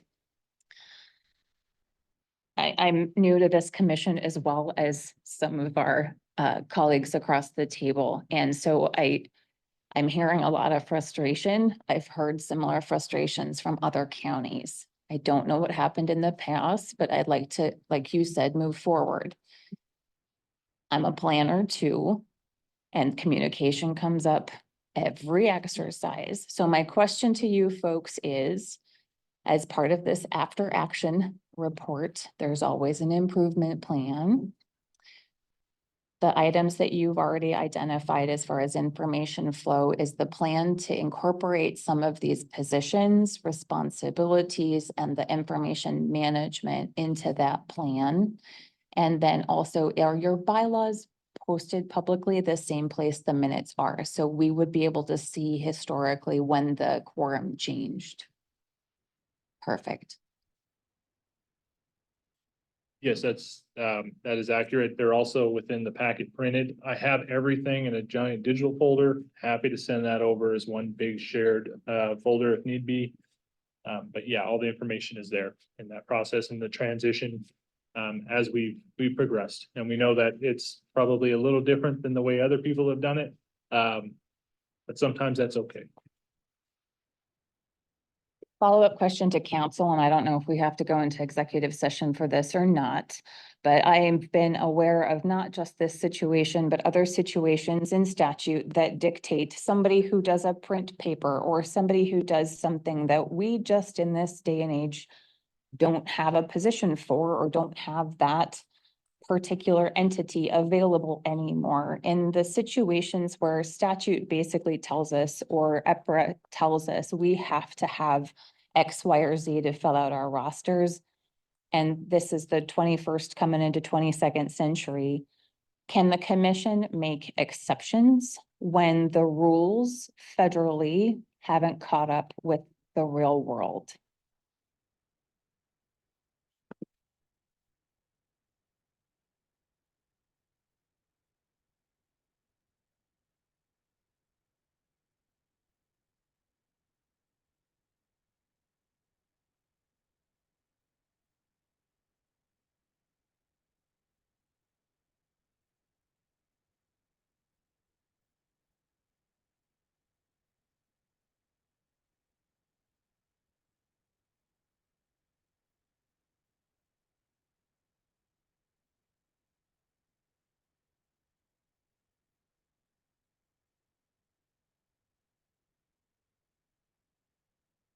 So it's probably something that would be amenable to executive session next meeting. But I can certainly take it as an action item to try to figure out, what can and can't be done, what must and must not be, or cannot be done, There's no good answer. But I agree, it's a conundrum. Yeah.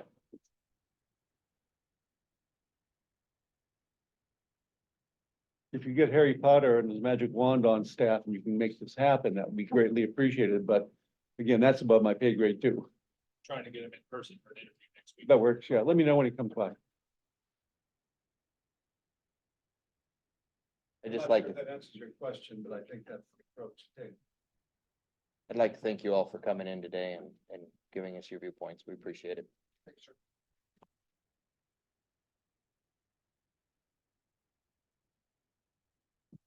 I just want to make note that Commissioner Cassie Peters left, but we still have quorum. All right, any other additional discussion for this item before we move on to the next?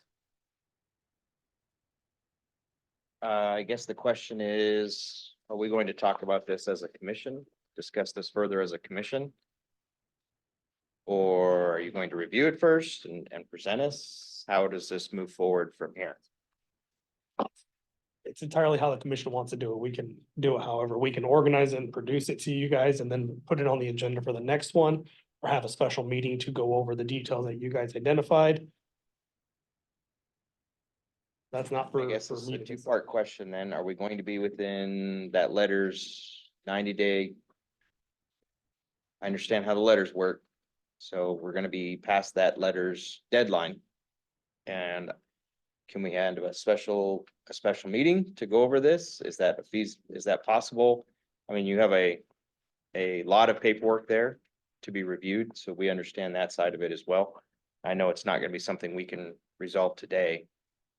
I just don't know if we want to wait 3 months to resolve this. Yes, sir. Something's an option.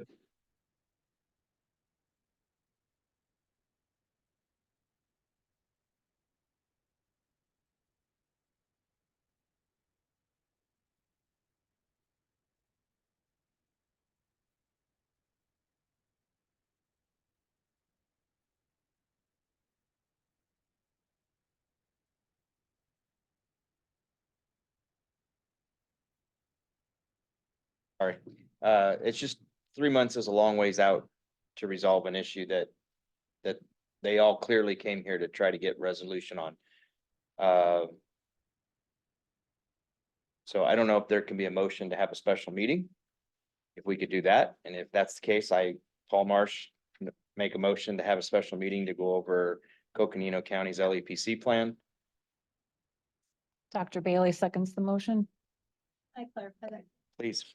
Can I get clarification of when you want this special meeting? Is it in the next 2 weeks, next month? Date? Say 30 days.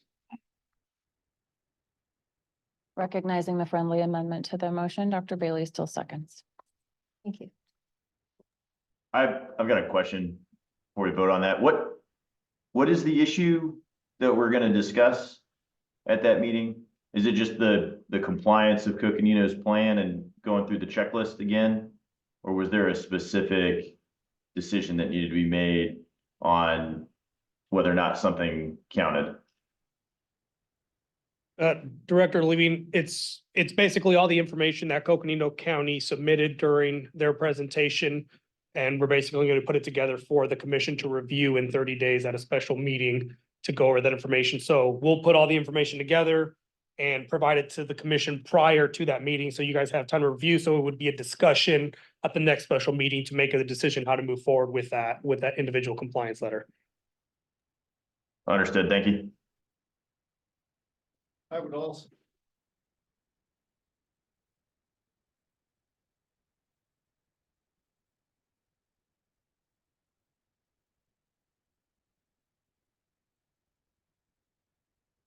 What? Nobody can hear me when I'm speaking about this?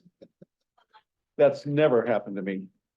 But you don't want an open meeting violation, so, review the information, if you have questions, write down questions if you want to, just whatever, but, when it comes time to literally discuss it, think of any of the discussions, sit around the dining room table or whatever, that has to happen in the open meeting, so.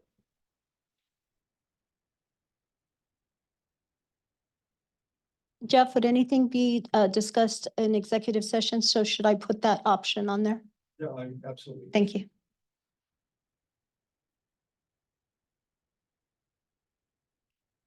And my understanding is then at this special meeting, the discussion or the action item will be to either confirm that Coconino's based on this current information is indeed in compliance, or to identify any items that are still potentially in need of further information. Is that accurate? Yes.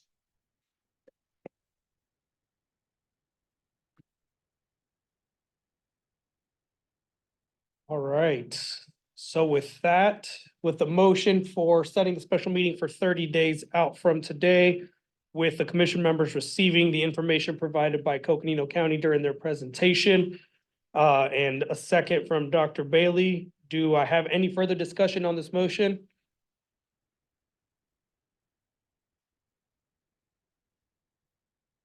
All right, all in favor of having the special meeting in 30 days? Aye. Aye. Aye. Any opposed? All right, the motion carries.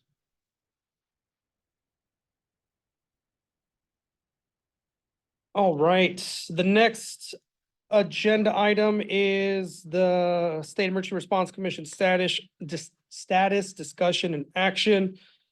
So this item was tabled back in October 25th, 2023, where with the retirement of Division Director Laura Malone, her responsibilities as the director of the State Emergency Response Commission were relinquished back to Director Peters. At that point, which the state or the Arizona Department of Environmental Quality relinquished its voting status. That item was tabled.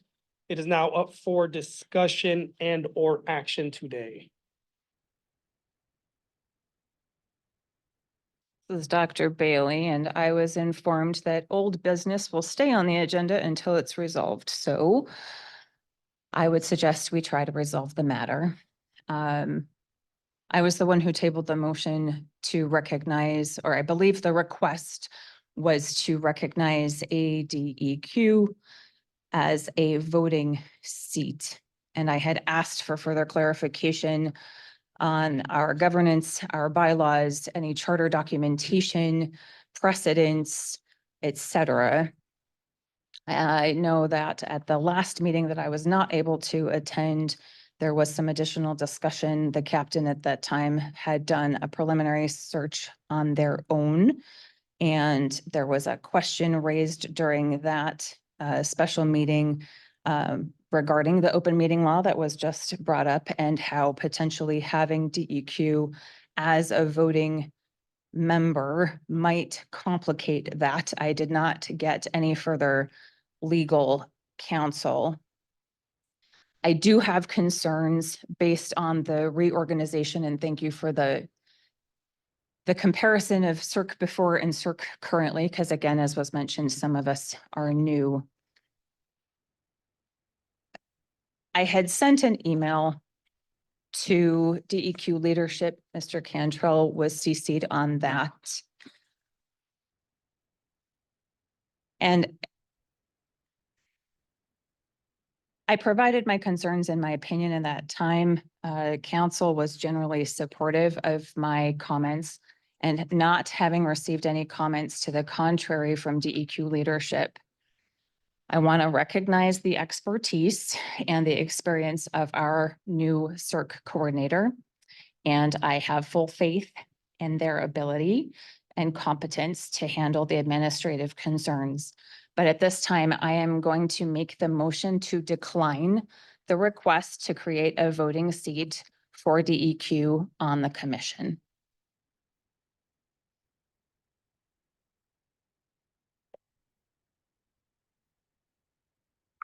Do we have a second? You clarify just a little bit why you are choosing to decline? I have not been given any information on a problem that this proposal would solve.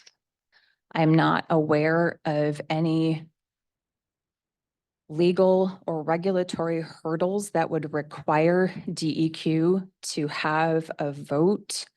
More importantly, and the biggest part of the email that I had sent to council and leadership, is that in our state and local democratic procedures, the intent is a balance of powers that keeps the executive, the legislative, and judicial functions separate, to avoid primarily a conflict of interest in those creating the laws versus those enforcing the laws. In all other boards and commissions I have become familiar with, and I believe the captain found the same when he did his investigation, special counsel and coordinator roles, especially executive director roles, do not cast votes on policy. Similarly, commissioners do not go out and collect or benefit from fines. The chairs, the principals, the presidents, the executives, they probably should not also be casting a deciding vote. And in this case, it would also be potentially creating a tie. Chairs typically control the meeting agenda, and I'm concerned about what may or may not be put forth on that agenda. But mostly because the lead agency, as a subject matter expert, is expected to keep the oversight or the advisory board appraised, but really should not be the policeman who's making their own rules and then fining people for them. And I'm reminded that in that last conversation, that the historical gotcha versus supportive attitude that has been, unfortunately, and again, historical, I wasn't here, but it does seem to have been a concern from some of the LAPCs. I don't want to be in a conflict of interest position or put in a position where the people making the rules are out policing.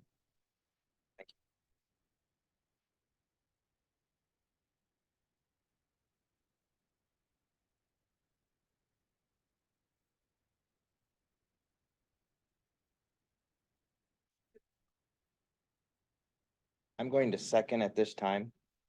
Paul Marsh.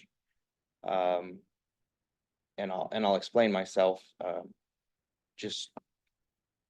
I've been here very long myself, 2 years actually, so, and. We base all of our information on the information given to us, and just based on the last conversation. There's a void there. May or may not be your fault, don't care, not a fault finder. We'll fix it, so I think the right idea right now is to vote no, and that's why I'm gonna second this until we get to, maybe we can revisit it at a later date, but at this time, I think it's no, and I take your points to heart as regulators. We have to be very careful on how we don't make the rules that we regulate, so. So with that, I want to provide some clarification for items A and B, because B lists myself as being the voting member, which kind of was lumped in as part of A where we lost that vote. Do we want to, or Dr. Bailey, would you like to alter that to reflect that to include item B that would be listing myself as a coordinator and not have that vote? The motion is actually to decline the request for ADEQ to have a seat, a voting seat. Got it. Assuming that if that is to be moved and approved by the commission, my understanding is that B becomes a moot point. Okay. And then further down the agenda, we will be discussing the roles and responsibilities of the coordinator, which I look forward to outlining. And with that clarification, I still second. Okay. All right, do I have any additional discussion for declining the vote for the Arizona Department of Environmental Quality on the State Emergency Response Commission?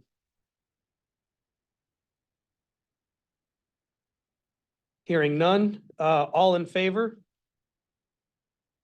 Aye. Aye.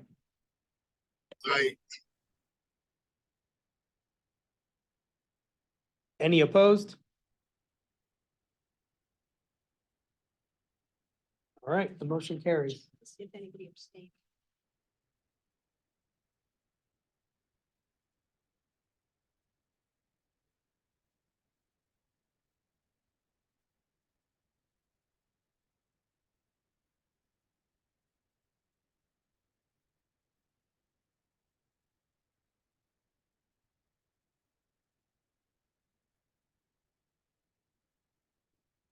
All right, so we're gonna take a quick roll call to confirm that we still are maintaining quorum. For DEMA, do I have Director Levine? Yes, sir. Thank you. DPS is not present. For Department of Homeland Security. Do we still have?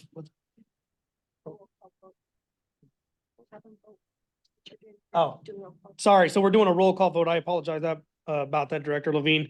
So we're doing a vote for the previous motion regarding the declining the ADQ voting seat. So Director Levine, how do you vote? I vote in favor of that motion. Okay, thank you, sir. Department of Homeland Security, do we still have Miss Bowen on the line?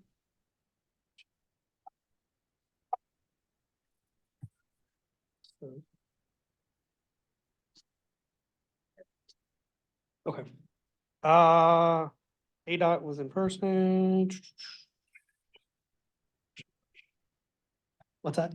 Yeah, but. Okay, yeah, sorry. Vote nay. Okay.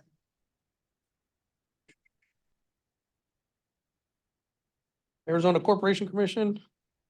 How do you vote? Joe Pinkerman, I vote aye.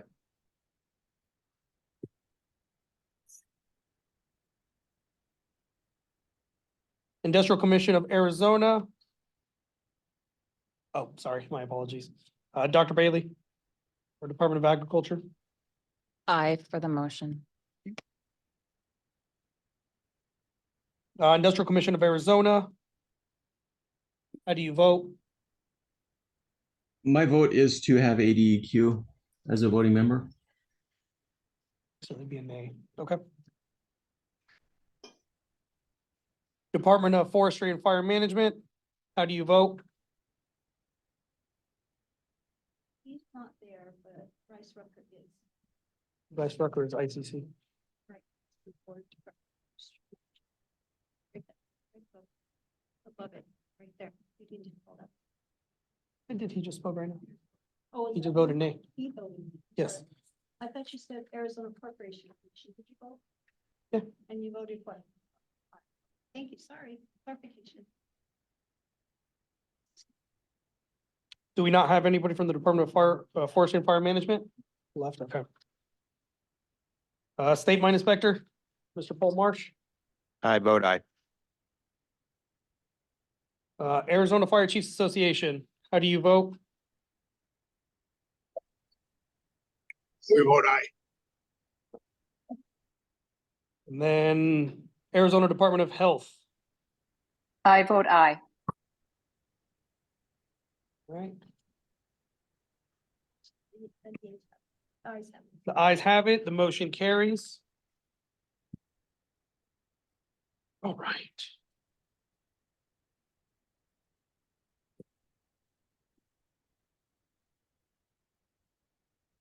All right, the next item I have is based off of the meeting action item, results from the meeting on October 25th. Action item 1 was AZERC staff to proceed with developing guidance on what the roles and responsibilities of the Community Emergency Coordinator are under Arizona Revised Statute 49-128, and to encourage LEPCs to select who that individual is and define what the process will be.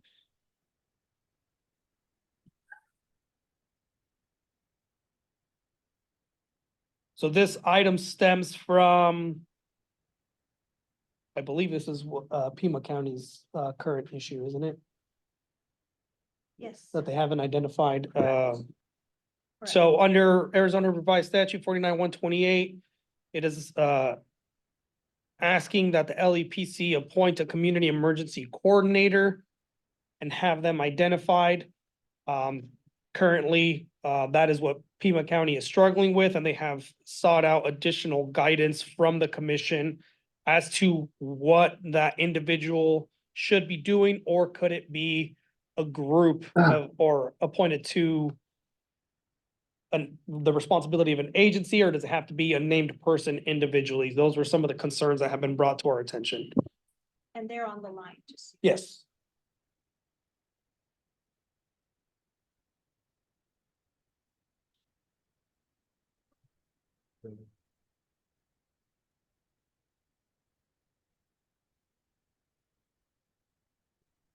Does the commission want to hear from Pima County?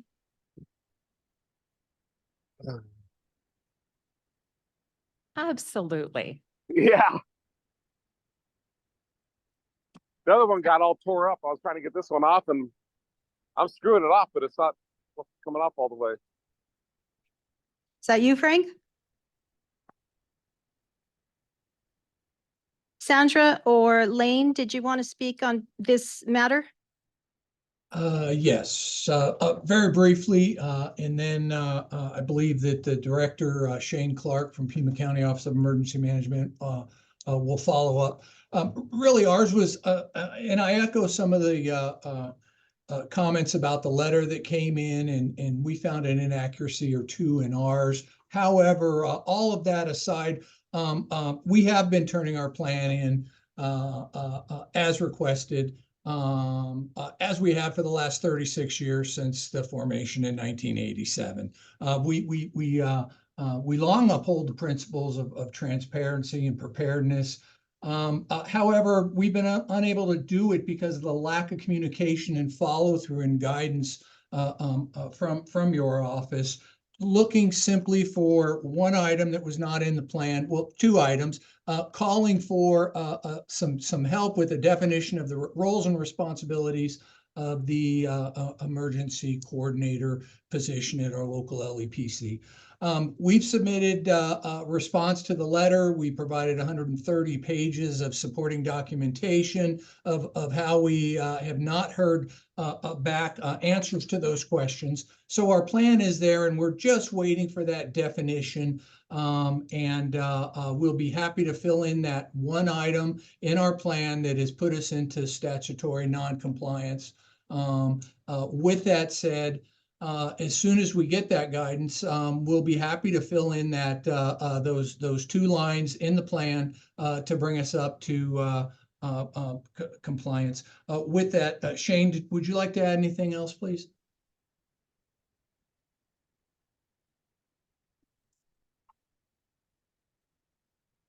Good afternoon, Chair, distinguished members of the board. Slight follow-up to Chair Spala of the Pima County LEPC. Historically, that position has fallen onto the in language and in visibility onto this office. And when I assumed the director position, I needed to have a clearer understanding. I understand the language in EPCRA, and I understand the language in ARS. What I was seeking, if that position was going to remain in this office, I needed to have a clear definition, or I wanted to have supporting definition of AZSERC so that we could best communicate with the Pima County LEPC if this office could assume the risk, because I see it at this time, the complexity of the position is such that it isn't, I have to, because of how the resolution is built, Pima County resolution by the Board of Supervisors, that it's not defined, that goes above and beyond of what the resolution states. And so I approached the chair of the Pima County LEPC and asked for clear definition. I know that communication went up to towards DEQ. DEQ has been a great partner in regards to attending our Pima County LEPC meetings. We have gotten verbal replies, everything to include the position can be, the Pima County LEPC can define its own roles and responsibilities of this position. We've sent it through our Pima County Attorney's Office to the State Attorney General's Office. All we're asking for, I support the chair in his request to get written definition of what this position endures, so that as the Pima County LEPC, they can make the right decision on who will support that position. And then the second question, back to the chair's comment, was could that be listed as an individual within the LEPC, or could it be an organization within the LEPC? This seems like that is the main sticking point that has kind of brought us to an impasse.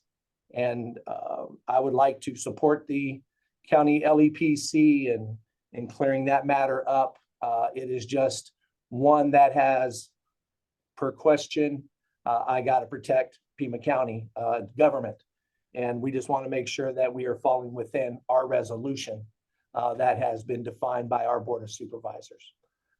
Pending any questions to me, our LEPC, the representative from the office for LEPC is also on this call. If you have any questions for us, we'd be glad to provide answer.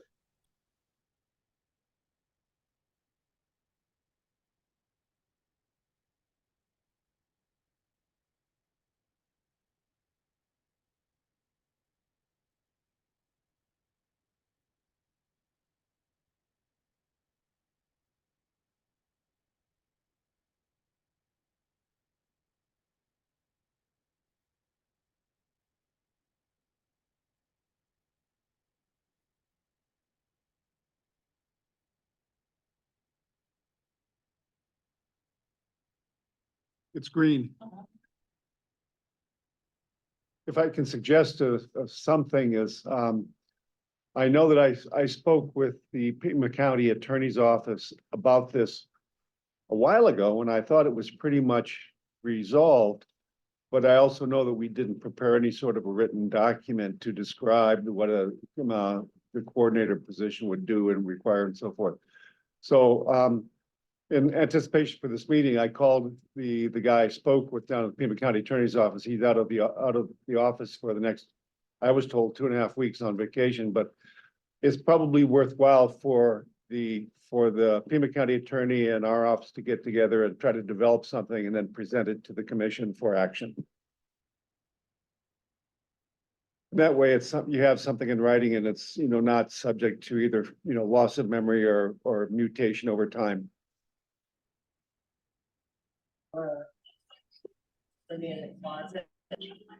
Yeah, thanks.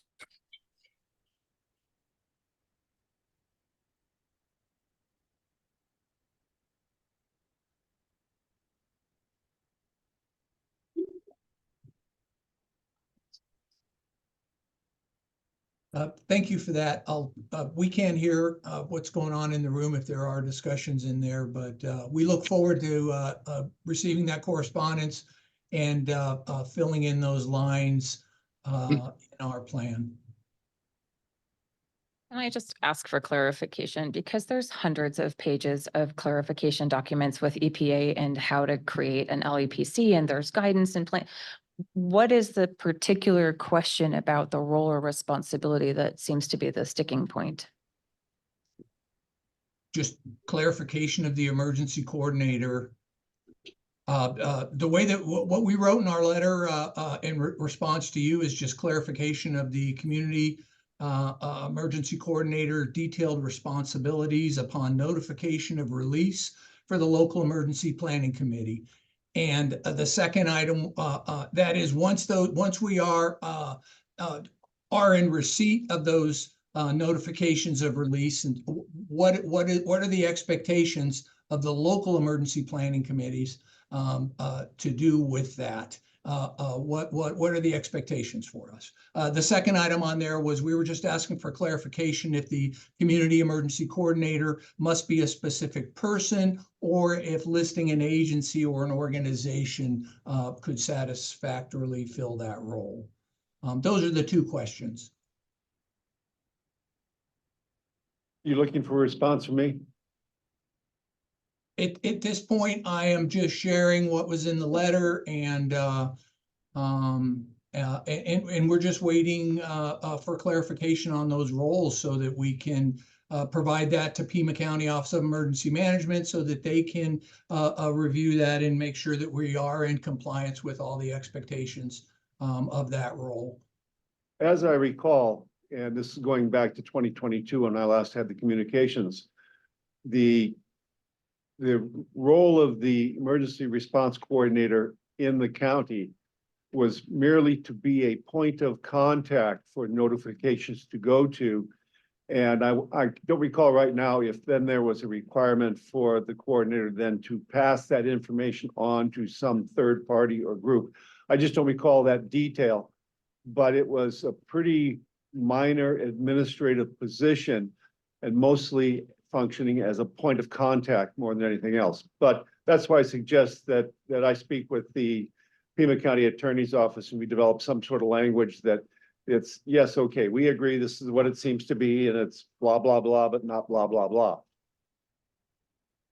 But originally it was a pretty ministerial minor point of contact thing. One of the things we talked about is could it suffice just merely to have a recorded number that is monitored by somebody? I don't know the answer to that one right now, but I've already left a message for my contact down there, and when he gets back to me, we should be able to resolve it pretty quickly. Will your findings be then made available to the other LE? Sorry, you Well, can speak up. Will the findings from this meeting on the guidance and the specifics of organization versus individual versus can you send it to an email that's monitored by multiple people? Will whatever it is you find at that discussion be then made available to all the other LEPCs so that we can be consistent? Sure. Thank you. I mean, you're dealing with statutory language. So once you have an explanation of what the statute means, as best we can determine, then, I mean, fundamentally it becomes a public record. So yeah, it goes out to everybody.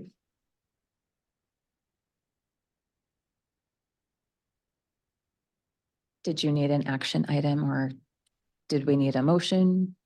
No, the action's on there just simply if you guys choose to take an action of any sort. That leads us into the action item 2, which was drafting the letters of non-compliance for Coconino and Pima, which were taken care of back in during the December 7th special meeting. So those were already completed.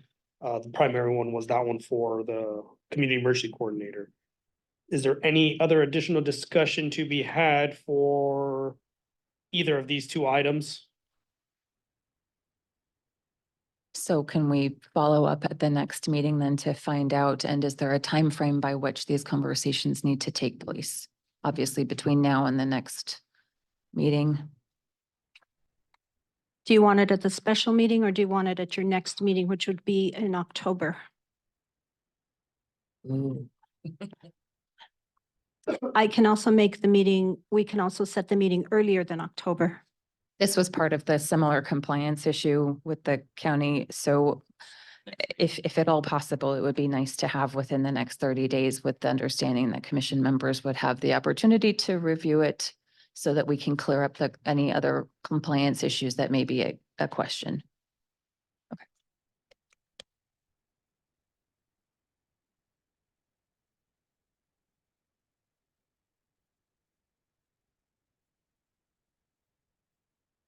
All right, if there is no further discussion, I don't believe there's any actions pending on that aside from Mr. Cantrell coordinating with a Pima County attorney and then us providing the information back to you guys by the special meeting. If there's nothing else further to discuss, we can move on to the next agenda item, and I do apologize, my numbers are off by 1. Because I have a separate one that has additional notes, so that is my apologies that the agenda items are slightly off, so I'm just gonna refer to them by name. All right, the next one is December 7th, 2023 meeting action item results, and it's open for discussion or action. Action item 1 for Jeff Cantrell from the Attorney General's office to call Pima County Attorney's office for follow-up on the matter of the community emergency coordinator, which it looks like we just resolved. So do we need to have additional discussion or can we move past that one? All right. Action item 2, action item for Jeff Cantrell from the Attorney General's office to review the timeline for emergency response plan review and send a written legal opinion to the commission. So this one was a little bit more of a sticking point.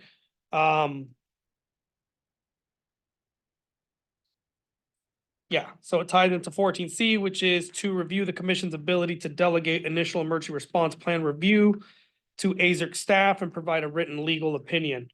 So this one has been brought about simply when the commission first got reestablished a few years back.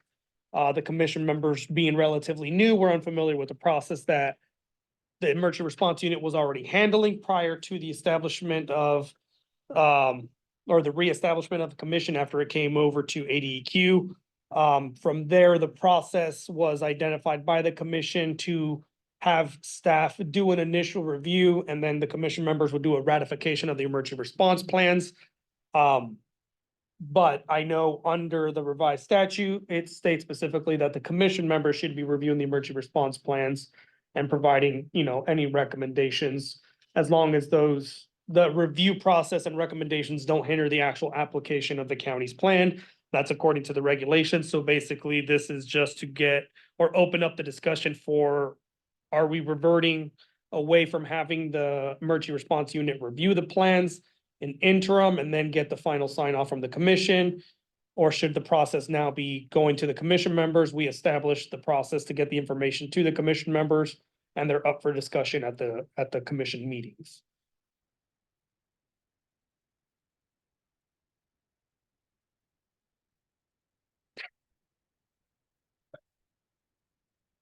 Did it help that you got the process that we currently have? Just so you have an idea of what we did back in the day.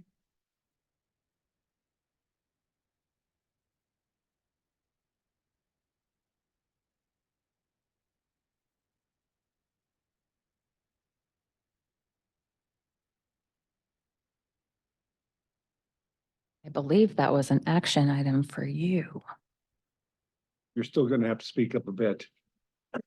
I don't mind funny comments. I still gotta hear them first. No, it wasn't a funny comment. It was an action item for council. So I think Yes. that's, What I can do is I can go ahead and review them and send it as an email to Michelle for distribution to the commissioners. I'm not certain I like the language of a formal opinion. The reason why I say that is because then there's a significant review process that goes in our office that because I don't see it as a problem, but because it's a fairly narrow specialty, it may just be a slow review process. That's my concern. I don't recall how long is the current timeline to review? And I need to go back and look at it. I know, I'm sorry. So they're required to send in their emergency response plans by August 1st, and we have 60 days to get them back to them with any type of suggestions, recommendations. Thank you. and I believe my colleague suggested at one point, although I don't believe that issue was moved, that there be either the entire commission or perhaps a working group to review some of these plans in advance. Having read through some of them, they're 100 to 300 pages.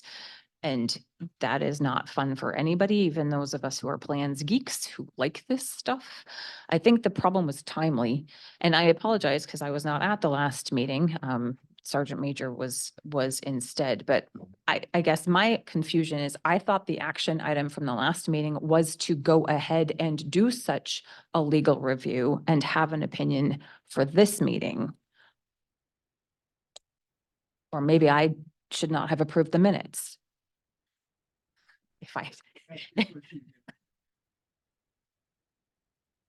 My understanding was the action item for December was to have a legal opinion for today that we could discuss. And it sounds like that opinion has not been generated. Strikes me that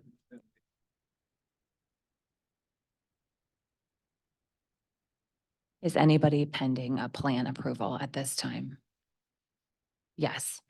And I will admit, I was a little concerned, having listened to the meeting and reading the minutes, that plans were being approved by the commission with those plans being received then after the fact. So I would prefer to avoid that situation going forward. Whether that's by continuing the delegation, which I'm uncomfortable with based on the language I read. But then we need to come up with a process.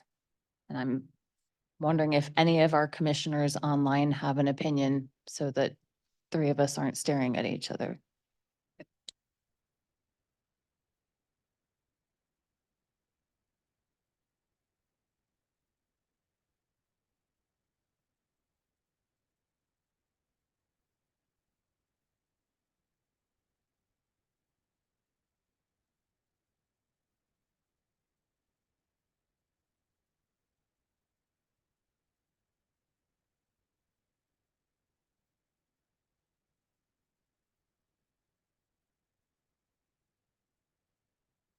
I think we should, if we can, for the next meeting, make sure we have some legal idea on how we're gonna proceed forward, what the right tone of action is.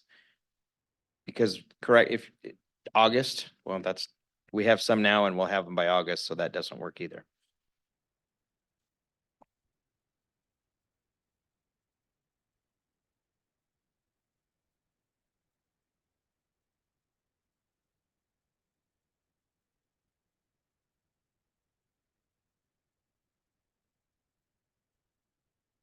Is that something you can have for us?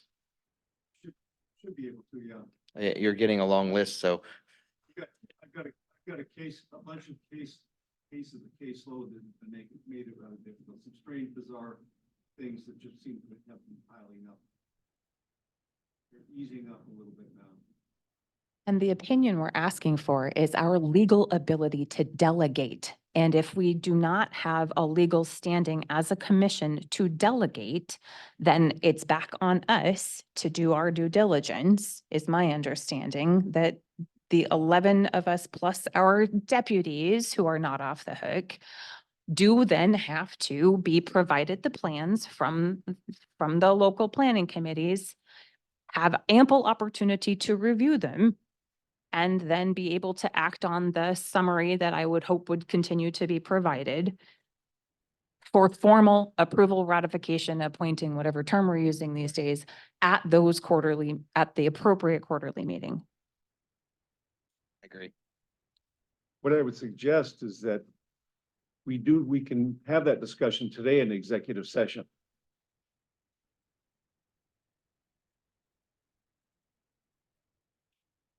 So you're suggesting that we could go into executive session, get your legal opinion now on our ability to delegate, make the decision, and then have that process going forward at the next meeting.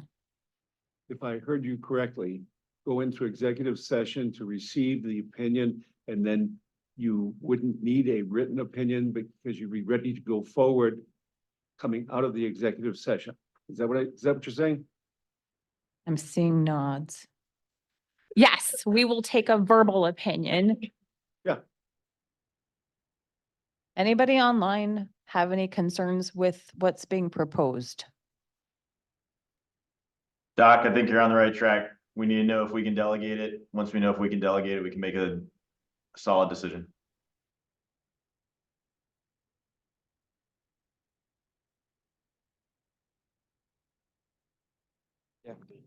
Additionally, I know previously the commission had set the fixed date of August 1st to have that deadline, because the way that panned out is they were received, reviewed by the staff, presented to the commission for the final ratification. If there's any recommendations or changes, by statute, the commission has to provide the LEPC 60 days afterwards to make those changes and then resubmit. So that was the reason why it fixed on that, is to close out the calendar year. It was August 1st, 60 days, put us into roughly October. The commission would meet then, and then it would give November and December, those additional 60 days on the back end for the LEPC to make those corrections. Again, this was something that was put into place by the commission members previously. If that's not a feasible timeline or process that you guys don't want to adhere to, you guys do have the ability to change that as well, to make it something that makes sense for the commission members. You're making sure it's administratively complete. And any corrections need to be done before they're presenting to us. So, which is the right thing to do.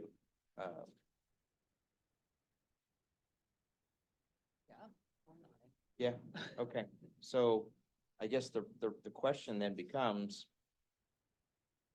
you're approving it after we ratify it in the December meeting or October meeting, excuse me. So you're going through, they're correcting all the Are you asking the current process? Yes, current process. Current process was, we reviewed, confirmed, and we basically would report to the commission members and say, we found no issues with it. Do you, which that was another question that we had about that, is there's nothing in the legislature that says you have to approve the plan. It just says provide recommendations. So that would be another, that's not a question for me. That's a question for the gentleman at the end of the table in the nice suit and tie. That we wanted to get clarification, because previously we had that verbiage in there, the approval, but there's nothing in it that says we have to approve them or the commission has to approve them. It just says we'll review them, provide recommendations, and get them back and give them an opportunity to implement those recommendations. So that's another point of discussion for the commissioners. Not that you guys need any more for today anyways.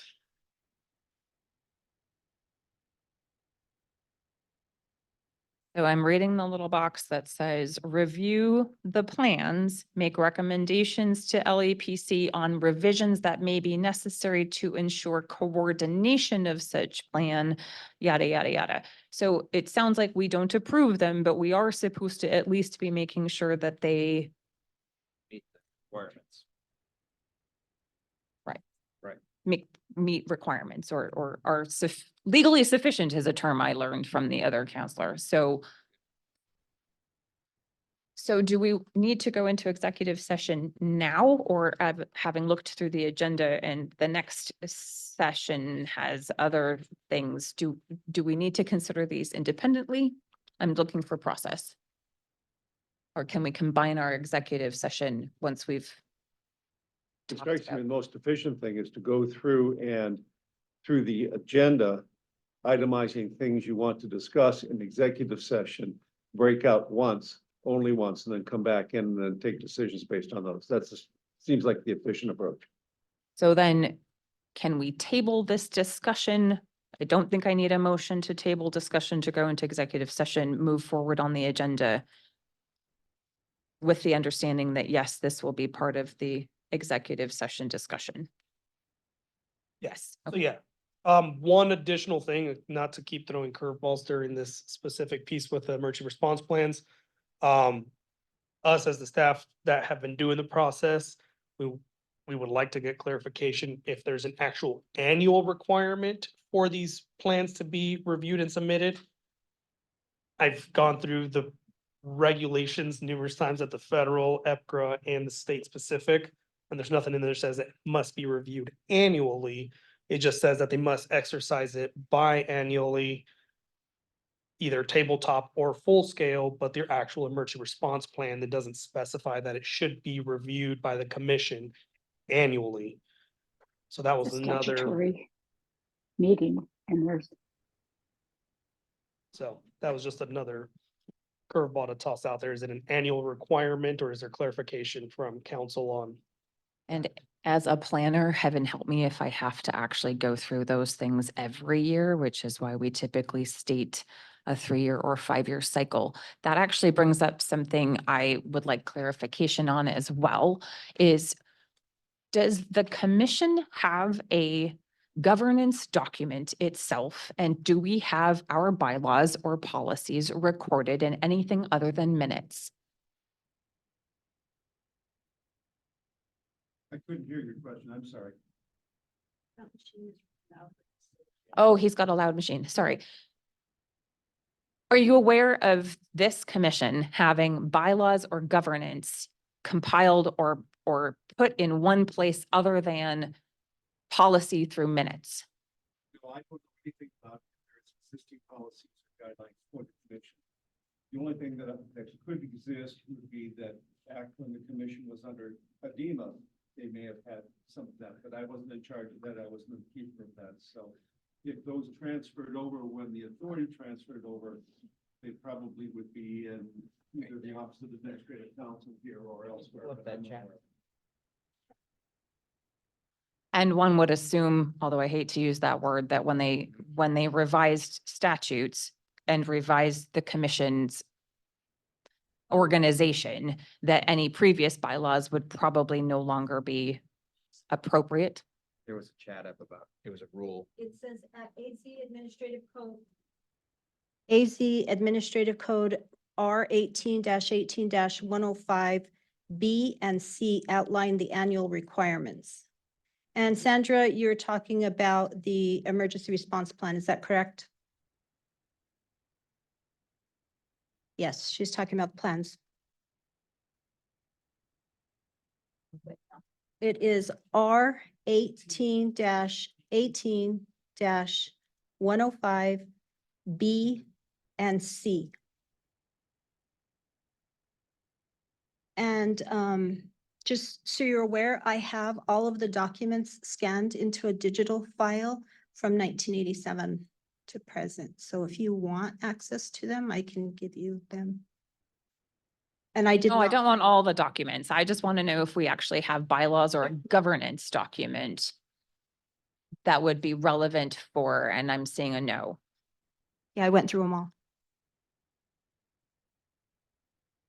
Perhaps this is a silly question, but before we start telling other people what they have to do for their rules and quorums, maybe we as a body should also come up with some sort of governance document.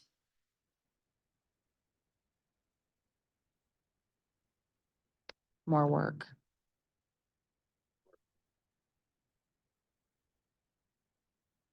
And that question has been brought up before. It's just never been acted on. I have a question on the review of the plans annually. How often do plans change currently? Do most plans change annually or? This is, Usually the changes that we've observed is we have seen complete overhauls recently of a few counties, but predominantly it's administrative, people retiring or people leaving and someone else taking their place. Or just new people appointed, or if there's a change in the hierarchy of information, that's what we've seen predominantly. it'll probably wait to executive session. I'm just thinking if you have a administrative only change, it doesn't need to be reviewed. And if it has any other change, it needs to be reviewed every time there's a change made. You have to define substantive. Correct.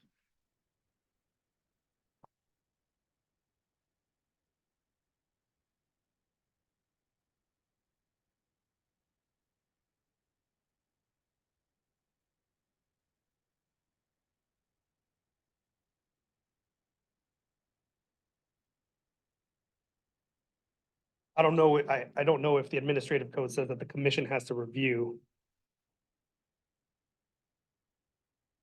Yeah, no, it is an annual review. There it is. Something the commission could do is take it as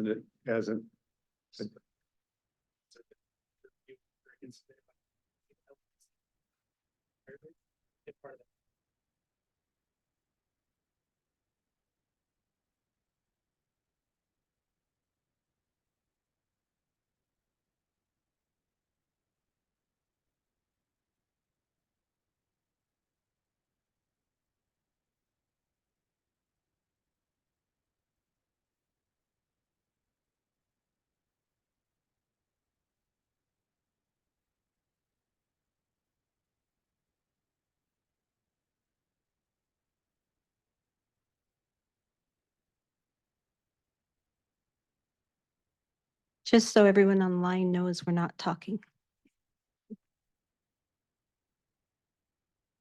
They are reading.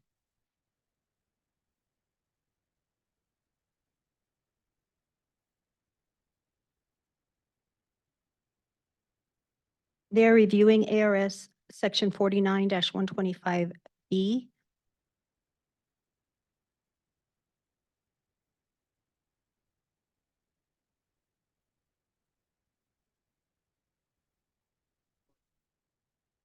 I think the little bit of discussion we've had here as we're reviewing what the actual language says is that, yes, we're going to need some additional guidance from council before we can actually make any sort of decision on this. And then beginning with whether or not the commission can actually have the legal authority to delegate the review strictly to staff, or if we need to define our process further. So I don't want to kick the can any further down the road. However, I think it is relevant that we first find out what the commission can and cannot delegate to staff and go from there.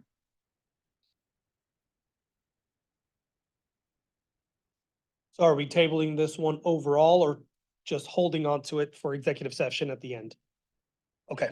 We are holding until we finish the rest of the agenda to be efficient in our use of time. And all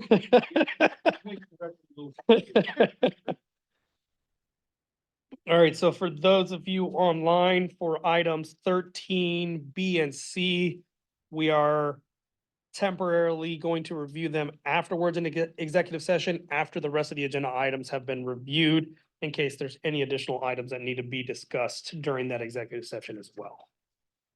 With that being said, we will go on to agenda item 14, which is the AZERC roles and responsibilities discussion. Under item A, the AZERC coordinator's role and responsibilities, expectations of the commission.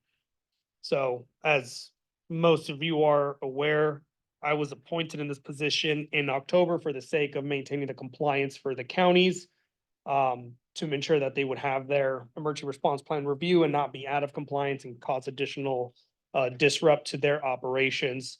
But with that decision when it happened. There was no additional roles and responsibilities outlined of what the expectations for me as your guys' coordinator, as well as item B is the staff that is under my management and what is expected of them throughout this process. Obviously, with these items that we've been discussing, there are going to be some potential changes, but we just want to get clarification on kind of what lies with us and where does the buck stop, and it goes over to the commissioners for your guys' either review, approval, or whatever.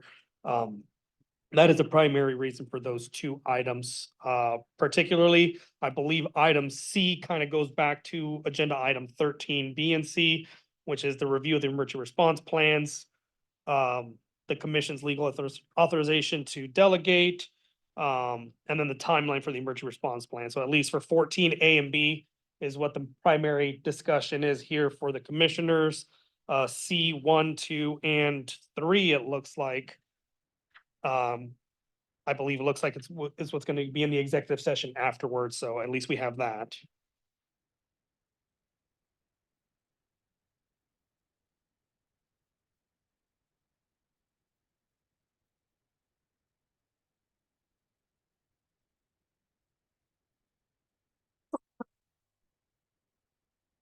You need a motion to enter into executive session.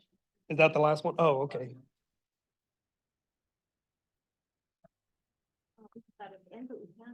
We can move on.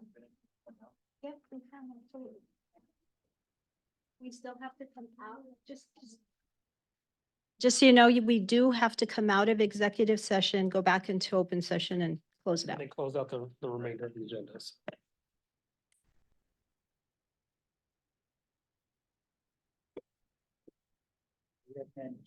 Does anybody have any future agenda items that they want to put on our October meeting agenda?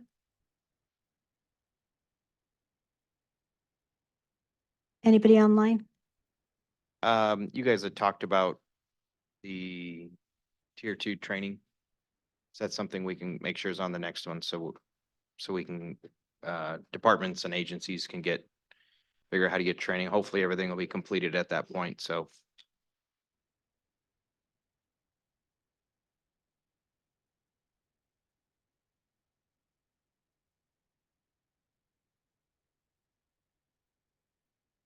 Just so you know, oh yeah, he's here, I forgot, but Jesse is leaving, Jason Jessamine is leaving, so that leaves you in charge now. And that's Brad, Chief Cohen.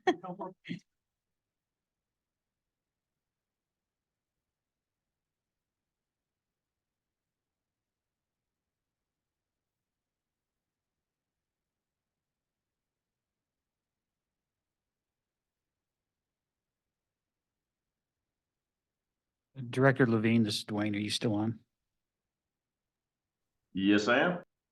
Hey, sir, off related topic. I had a real world situation I was looking for a short answer for. It's on your phone when you have time, please. Yep, I'll take a look at it. Thank you, sir.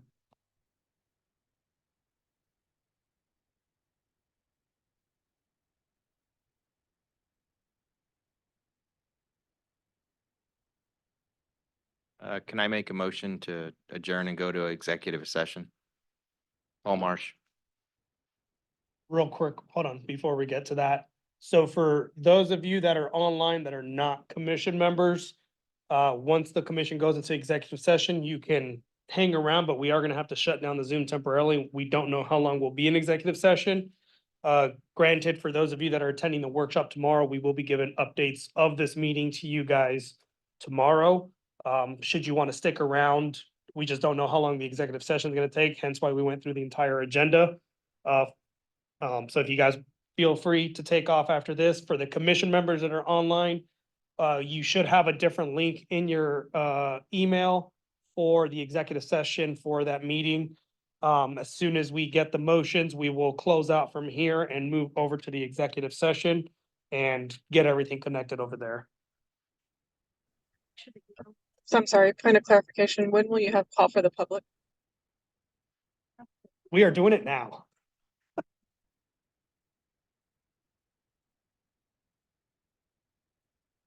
All All right, at this time, we're gonna do call to the public.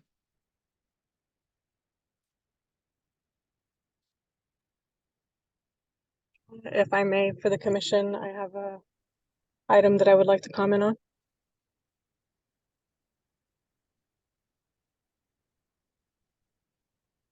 Yes, please do.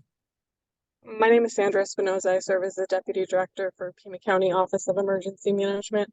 I also fulfill the role for the Local Emergency Planning Committee as their LEPC coordinator. I have inherited that role probably about 2 years ago. And want to say thank you for the commission and allowing the opportunity for public comment. It was unfortunate that we did not have an ability to comment in certain sections of the agenda. Like Coconino County, I will echo that we would appreciate when there is conversations related to topics specifically to Pima County as government. We would appreciate appropriate notification for engagement and ability to share information. One of the items that I did want to mention, the annotation or the pending item that will be discussed for the clarification for Pima County attorney. As has been riddled throughout this meeting, there was some miscommunication, whether intentional or not. Just a point of clarification that the conversation as reported to us is the Office of Emergency Management between Mr. Cantrell and the Pima County Attorney's Office was not related to the topic of discussion.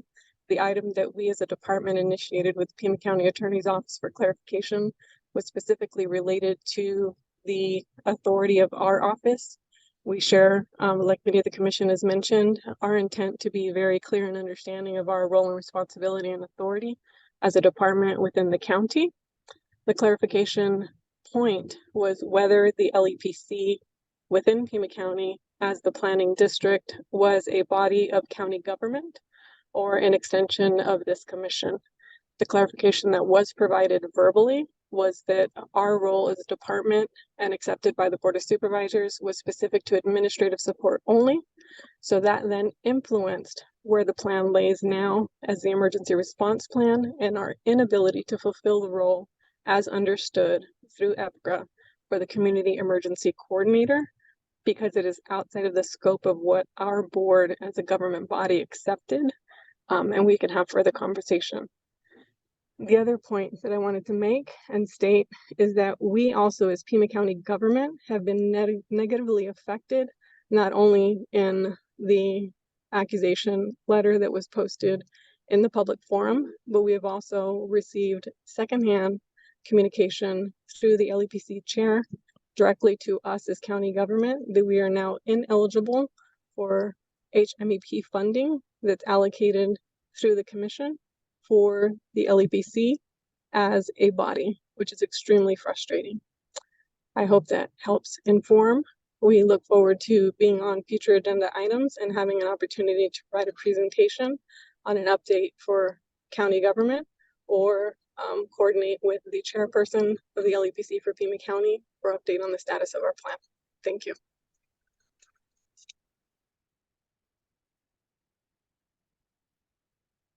Thank you for that, Sandra. Is there anybody else from the public that has anything to discuss or address with the commission?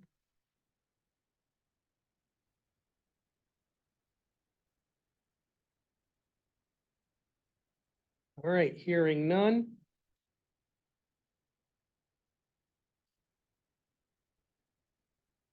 So the proposed date and time of the next regularly scheduled AZERC meeting is going to be Tuesday, October 15th of 2024 at 1:30 PM to 3:30. Well, I'm not going to say to 3:30.